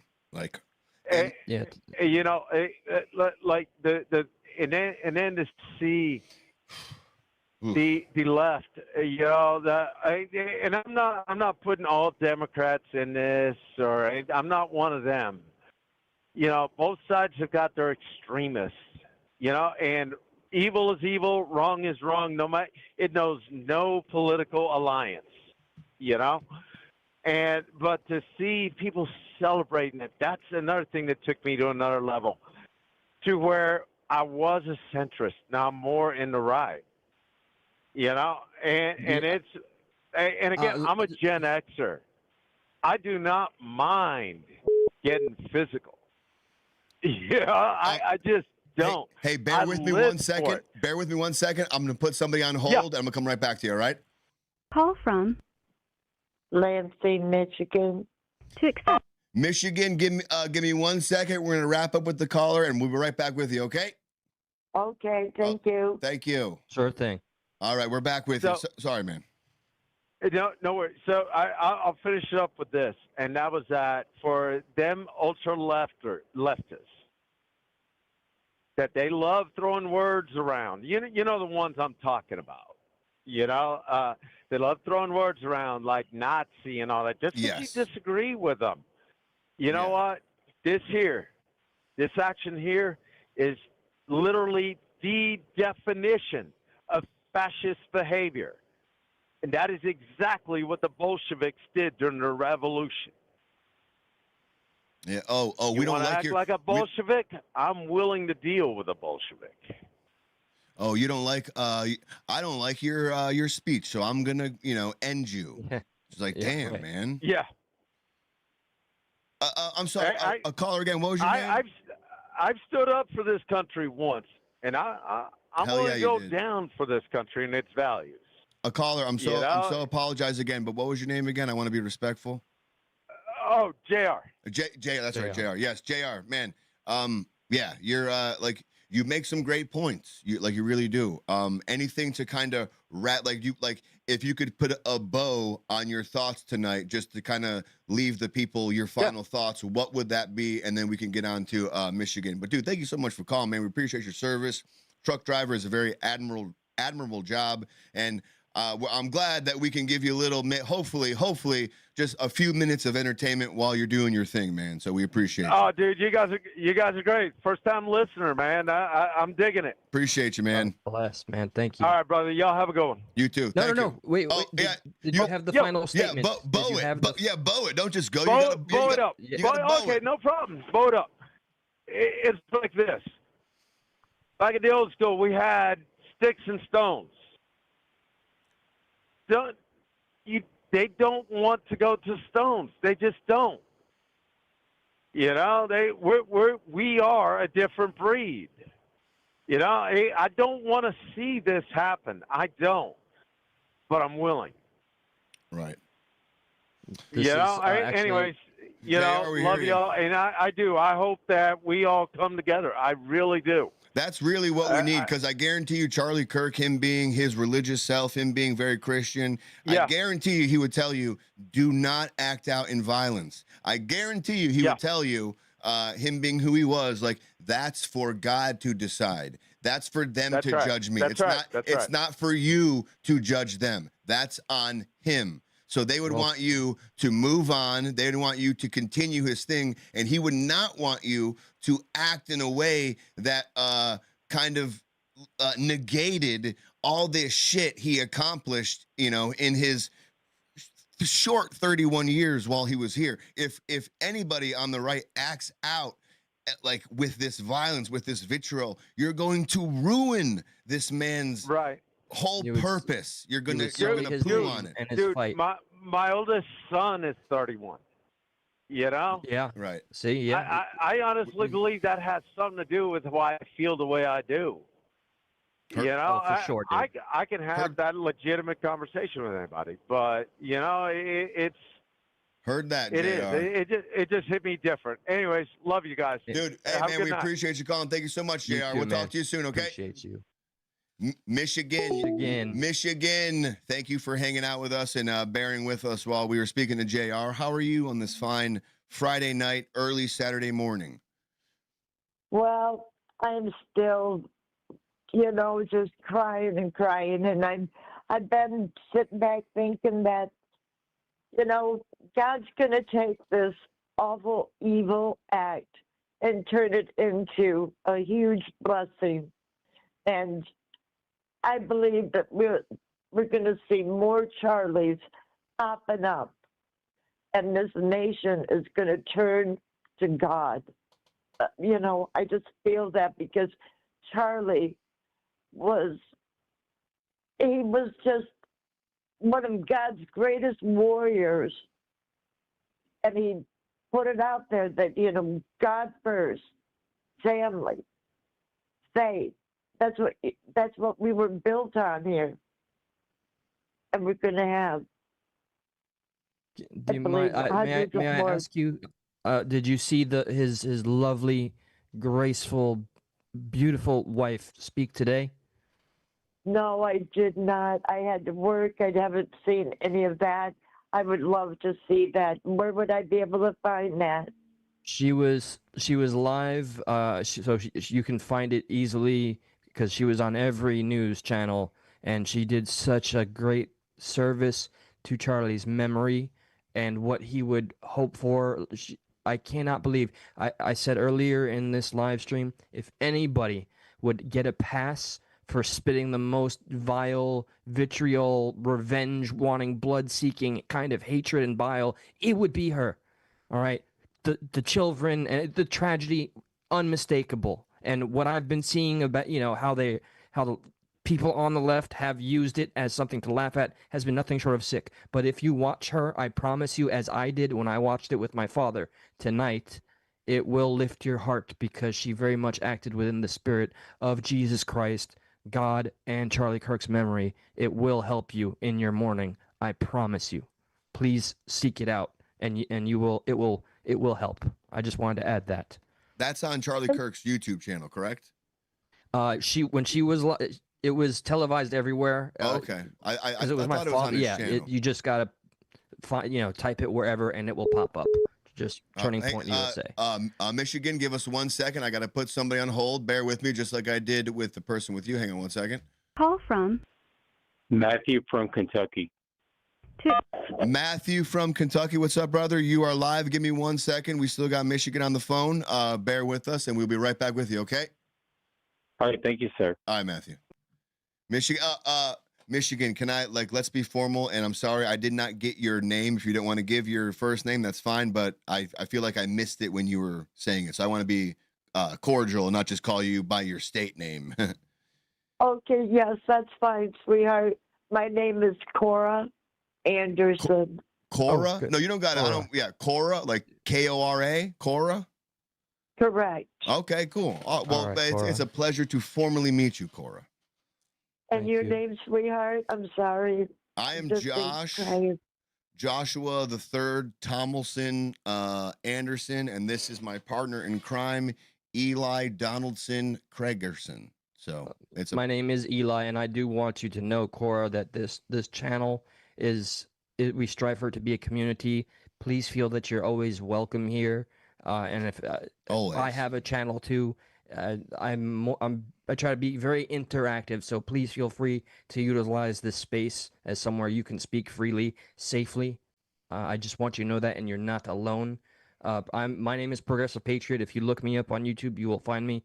I'm the first thing that pops up, which I'm proud of.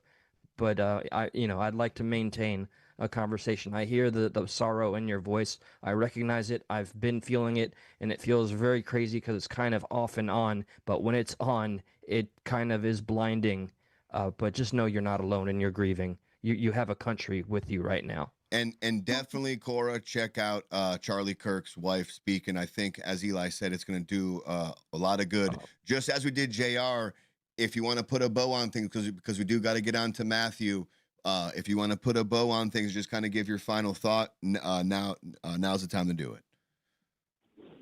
Well, I'm just going to tell you, I thank you guys so much for having this platform to where people can speak and, share their pain, and also to be healing. You guys are just such beautiful souls. And, to open this up and let us pour out our heart and then you pour in, you know, healing into us. I thank you so much. I thank you. You guys are just, you're awesome. And I'm so glad I ran across you tonight. I never had heard of you, and I'm going to become a member. And this is absolutely awesome. I thank you. I just thank you so much. Please, Cora, remember, like this sound. It's not a shameless plug. Please, if you are able to, because I don't know of a better way, if you type Progressive Patriot in the YouTube search engine, my channel is the first thing. It's an eagle with the cigar. I would love to reach out to you. If you just comment on anything, I will respond and give you my email. Did you repost your I'd like channel? to stay in touch with you. Repost your channel in the chat so she can see it again. Okay, so can you spell your He's going to repost it in the chat, Cora. So if you see it in the chat, you can easily get to it right now for you. Yeah, just keep an eye in the chat. All right. Yeah, it's going to be a link that's clickable. How come you can send a clickable link, but I can't? Because the Josh, you know, let's be clear on where the talent is, sir. No, I'm kidding. I'm kidding. F. Damn it. This is me, Cora, sweetheart. This is me thank right you. there. There it is. You gentlemen, you guys are such a huge blessing to me. All thank right. you. All right, Cora. God We'll see you bless. later, and we love you. Okay, stay strong. God is love with you you. too. Okay. Thank you. Matthew from Kentucky, sir. Thank you for bearing with us. Sorry about the wait. You know, we only got one line, unfortunately, so we got to do this whole little dance back and forth. So we appreciate you hanging in there. What do you got for us? Thank you. Well, today's actually my birthday, but happy birthday! I've been watching. Happy birthday! Thank you. I'm 35. I know I'm still young to most people on here, but I've been watching Charlie Kirk for probably a couple years now.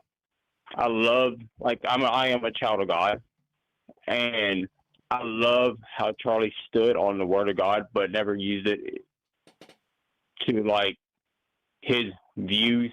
Like he based everything out of biblical. Like he always came back with the biblical scriptures and also moral laws, moral values.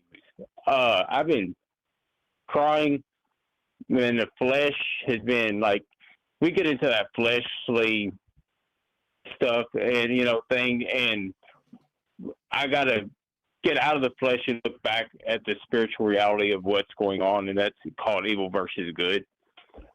And for me, it's like, should I and I was thinking like I've been thinking about everything that's happened, and I know everything happens for a reason. And I look at Apostle Paul. When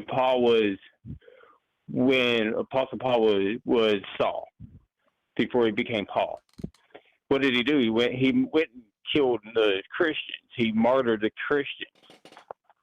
And I pray that the shooter's eyes are, he comes to know the Lord. And I think Charlie Kirk would have said the same thing, that he would come to know the Lord. Like he would have forgave the shooter. Yes, I agree. It was a heinous act. What kind of demonic part? Like what led up?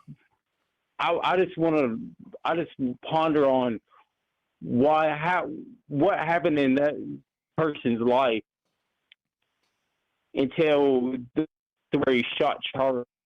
What happened in that person's life? Well, to make him come to that point to shooting somebody like Charlie Kirk. If you look at what the news said, I mean, the dude. I mean, I know what you mean too, but he was also allegedly, if you want to believe the news, this is a whole weird other aspect to the people who believe and don't want to believe. But the news was saying that he was talking to his family during some points, and he was like, Charlie Kirk's coming to Utah, and he's racist, and he was just kind of spewing all these things as to why Charlie Kirk's hate. Yes, he's spreading hatred. Exactly. Yeah, which I don't like watching news and stuff. So I just I don't. Me either. Get all that unless it's CBN. Like I go with the CBN news. That's about the only news I watch.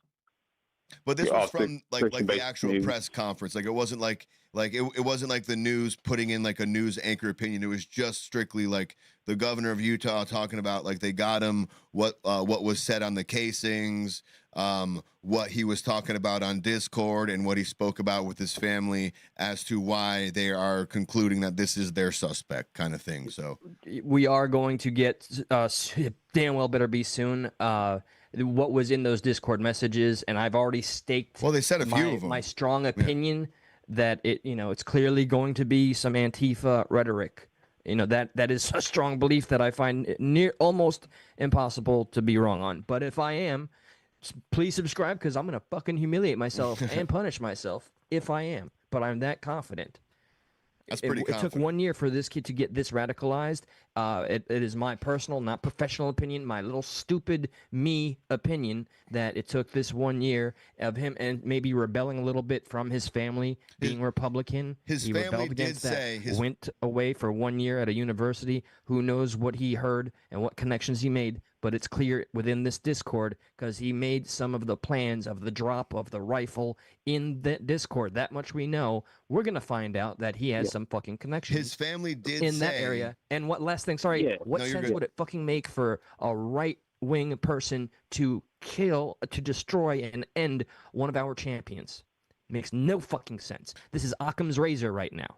The family did tell the FBI or whatever it was that it wasn't just a year. Like they said, he has been slowly becoming, over the past few years, more politically like radicalized, kind of thing. Like he's been getting like really involved in politics over the last few years. So it was like a slow roll. Like it goes back to our conversation about, people who only grew up with the internet, as opposed to, Matthew, how old are you? I'm 35. Like you're 35. So you had an era in time where we had no internet. As Reform Media said, our internet came on a CD.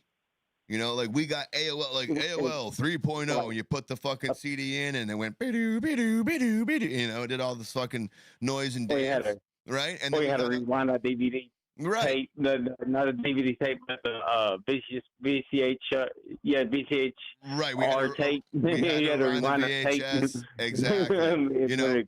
But now you have people who were born after that point. They were born with only the online time, so they don't know the difference between online, or at least. Like maybe online as we know it has changed, and what the online they see is reality. But we always, as the kids nowadays, and I keep reiterating this, like go touch grass, like leave online, go out and talk to people. I remember Rob Schneider got in so much heat in like 2016 or whatever it was when he said, listen, the media is bullshitting you. People don't go out and talk to your neighbors. They don't hate you, and he got shit on for that. And if you perpetually, excuse me, little nicotine coming out. If you perpetually live online, it's very hateful. So you just poison. you become into that person. Nessa says we are all twisted. Come on, Nessa. Oh, that's okay. That's all right, Nessa. We love you anyway. God bless. All pound. She says we saw him all pound his Trump shirt and dressed as the Groiper for 2018 Halloween. That meme guy. Oh, but dressed as a Groiper for is she saying dressed as Trump for 2018? I think gopher. The picture again is him riding Trump like a motherfucking donkey. Say what you will, and I'm saying within that 1 year that he was in university, we're talking in speculation, both you and I. So we're no better than one another, Nessa, with all due respect. But I'm willing to stake my whole public everything on it and have a public fucking punishment and eat my words and eat my crow. All right, so I hope you're willing to do the same if you're wrong. Why is it that a lot of people forget that, like, let's say if you were born in a heavily conservative household, there is heavily odds, or I'm sorry, a high chance that if your parents are like really, really conservative, there is a chance that you go the opposite. Kids always go the opposite. So just because his family was conservative, does that mean he was conservative? I'm sorry, she we got it wrong. Gopher. Okay, apparently it's a Discord thing.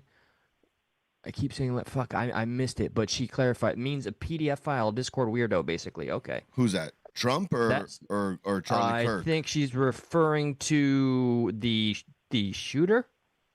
Is that accurate? Nessa, the Trump shirt was the Trump shirt was a Photoshop. If she's going off that information, I'm kind of disappointed because I'm wasting my breath. Matthew, our apologies for getting a little sidetracked. He's still. I'm so sorry. He is. I know we fucked Matthew on his fucking time. But I understand. Like, I know everything happens for a reason, and the Lord's going to use this for use it for good. Because you can already see that it's making an impact on just not America, but on in the whole entire world, to all the Christians, that we have a voice and we can stand up and we can speak that we only fear our fear is on. We do not fear man and what man has to say. We only fear the Lord. So, but I just pray for the shooter. And anybody that was involved, that the Lord will get a hold of them before it's too late. Like, the vengeance is the Lord's, not ours. Do I want to see him have the death penalty? My flesh says yes. My spirit says, Matt, Jesus died for you. Jesus died for him as well. I'll tell you, sir, you're a better man than me, because I'm not at a place at all where I'm praying for that shooter or forgiving. And that, like, I'm not proud of that. I am. It's still hard. It's really hard because because you want that flesh side, like, I'm mad, but I'm sad, and it's like a bunch of emotions at once. But what would Charlie like? What would Jesus do? What would Jesus do in this situation? What would Charlie you weren't wrong. Actually, you corrected yourself, but you weren't wrong, sir. What would Charlie do is accurate, because he would do what Jesus would do. That's what I want to believe in my heart. But I know, because I have not tempered my faith strong enough. No way. I'm kind of new to faith, and it's going to sound not good for me in the past 9, almost 10 months now. But it has helped me, especially in recovery. Yeah, like I quit alcohol and I had to find a higher power, and God is that for me. And the next steps are coming as of course. But yeah, I don't have the tempered faith that you do as a Christian, not yet. Buddy, I was the same way. I was a drug addict and an alcoholic. Like, I was raised up in church. I was adopted at before I was 2 years old. I rebelled at 16. I went and started partying and stuff at 18, and the Lord got a hold of me. And the Lord got back a hold of me when I was 30, and He gave me like dreams and stuff. Like, and one of my dreams, He was like, Matthew. I was in my dream, I'm looking down over myself, and Jesus I'm standing at the well. Jesus walks up over to me, says, Matthew. I look over and say, yes, Lord. He goes, go spread my word. I look back down the well. He says, Matthew. I look back over. I said, yes, Lord. He goes, go do gospel in every home. He confirmed the dream. He confirmed that dream. And I'm like, Lord, why? I wake up. I'm like, okay, how do you want me to spread your word? And what is this gospel in every home? But also, the devil was put in my head, well, you can't do this. You can't do that because look at your past. Look at your past. And then I'm like I'm asking the Lord, I'm like, I'm not worthy enough. Why did you even call me back? Because I'm not even worthy enough to be in your grace. Why didn't you take me out? Why haven't you took me out yet? But the Lord has a purpose and a plan for each and every person if they believe and have faith in Jesus Christ. And He can use He can use the drugs, alcohol, whatever it is. He can use that and turn it to good to help other people. And it looks like that's what it's taken in my own life's journey. By the way, you are currently on a show with two recovering addicts, if you will. Both Josh and I have had our bouts with other substances way back in our 20s. I'm 40, by the way, but yeah, I've been clean off of anything narcotic for 20 years and alcohol just maybe 10 months now. And it's only in this past 10 months. Look, I used to be a Bernie Sanders supporter. Then I felt so pushed away from the left that I'm now a MAGA supporter. And in the past 10 months, I found God. Like, so life is, if anything, it is a journey, right? And at least I'm finding things as I go along. Matthew, hang on 1 second. I got to put you on hold real quick. We got someone calling in. Give me 1 second. Call right. from Joe Pond, Florida. Joe Pond, give us 1 moment. We're going to wrap up with Matthew. We'll be right back with you, okay? That's my buddy. Okay, no problem. Thank you, Joe. Matthew, as we say to all the guests, if you want to put a nice bow on anything you want to say, we got somebody else on the other line. Go ahead and kind of give your what is your major message here you want to get through tonight, and we'll let you go. That Jesus loves each and every one of you, and he just wants he wants you to come to him, and he wants you. And for me, to you all, I want to see each and every person here are saved, and may have eternal life with him. So that's my message, and that was Charlie's message too. So that's the truth. You serve and honor his memory very well as the Lord.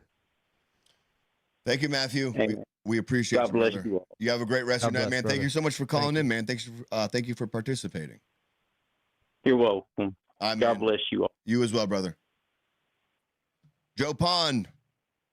Yeah, what's up? Sorry for the wait. Thank you for having the patience. As you know, we have only one line. Thank you for your time. We appreciate it. What do you got for us? What's up, you bastard? Hey, Eli. Hey, Josh. First time caller. You've been seeing me in the chat just pop up with the little clip, with the little clippy guy. Okay. Yeah. No. For me, for when Charlie Kirk got assassinated, I had the weird feeling of actually seeing the close-up video, but no, I'm sorry that happened. I'm sorry that happened to him. I'm sorry that happened in front of his friends and family. Yeah. But at the same time, I didn't feel bad about. I didn't feel bad about it. And I think it's. Hang on. Real quick. I'm not trying to cut you off, but because I know there's gonna be a lot of points here. But why did you not feel bad about it? Like murdered. In one breath, you just said, that he got shot in front of his wife and his kids, but then you don't feel bad about it. But by saying that, I mean, you kind of feel bad about it, but then you just clarified that you don't feel bad about it. I feel bad for the wife and kid. Right. For Charlie Kirk, God, I don't Joe feel Pond, bad bro. about that. You don't. Okay. So you think what he was saying? Sympathy and empathy going on right now. I know one of Charlie Kirk's famous quotes being used against him is empathy is like some new age dangerous thing. I think he was just perhaps talking about how some new words have entered the lexicon, like gaslighting and all this shit. And I think full context is always necessary. But I can't sit here, and I know you personally. I think you're a fantastic human being. But this right here, what you're saying, bro, I can't abide or co-sign. You don't feel bad that a man lost his life because he was using his speech, albeit that it could be construed as negative or even hateful by people that disagree. But you're saying you are indifferent to him being murdered. May I ask you a question? May I ask you like a rhetorical question? Well, wait, no, I'm sorry. A hypothetical question, because I need your response. I don't need you to think about it. Okay. if AOC or Dean Withers or somebody else on the left got shot and killed, unfortunately, and I sat here and I told you I don't care about that, like what would your response be? And just curious. If I was like, yeah, whatever, ha ha ha, like ha ha for them, I don't care. I don't feel bad. Oh no, I'm sorry. I don't feel bad they got shot. You would be like, oh yeah, you're saying you're I agree with you, or I understand why you feel that way. You would say that to me. If AOC or someone like like a politician got attacked, I mean it depends on the politician. So, but I just I gave you for instance. It's AOC. It's some or prominent somebody that you give a shit about.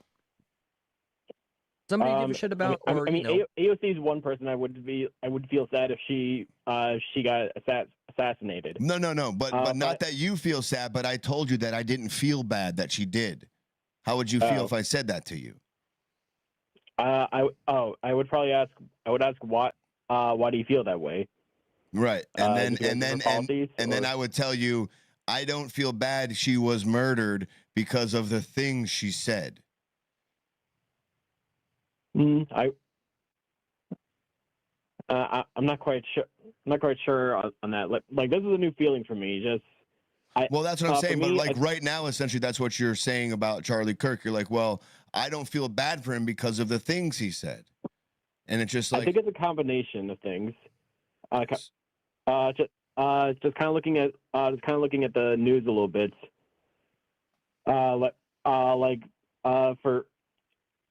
For some reason, I'm sorry. I'm first time caller. I'm trying not to get nervous. No, dude, listen. Hey, ready? Woosah. I suck. Eli sucks. We all suck. There you go. Boom. Have a good time. Enjoy yourself. Don't think too much about it. You know, get your point across, dude. Everything is good here. Okay. Focus more on explaining how you know murder is blasé to you, and how you don't care about the person that lost their life. Yeah, like you do sound a little, you know, like, but we want to make sure that you are, you know, you feel safe here to get it out. You know what I mean? Yeah. So we got you, man. Yeah. Okay. So for me, I think it's just a combination of things. One, I don't follow Charlie Kirk that much. I only see snippets of him, and it's usually not in the best light. So a little biased from there. Okay, at least you admitted that's bias. And then after he gets shot, I see basically Fox News basically drop everything to. I mean, of course they're going to drop everything for him since he's one of their darlings. But then like a few days, well, yesterday, I'm kind of seeing like they're trying to like immortalize him, like they're at the like in the house with Mike Johnson. He was they were trying to have like a Joe, can I ask you a question? Like, can I ask you a question? You think by them speaking about him in the house was immortalizing him, but may I ask you, what about him being, he wasn't murdered, he was martyred? Why not his actual shooting, the actual death was what immortalized him and how he went out? It had nothing to do with people talking about him in the government. It was how he was taken out and what he was taken out for that immortalized him. Yeah. I think that's probably my like takeaway from it is just that dying young, and being just a debater does give a little bit of a martyrdom to it.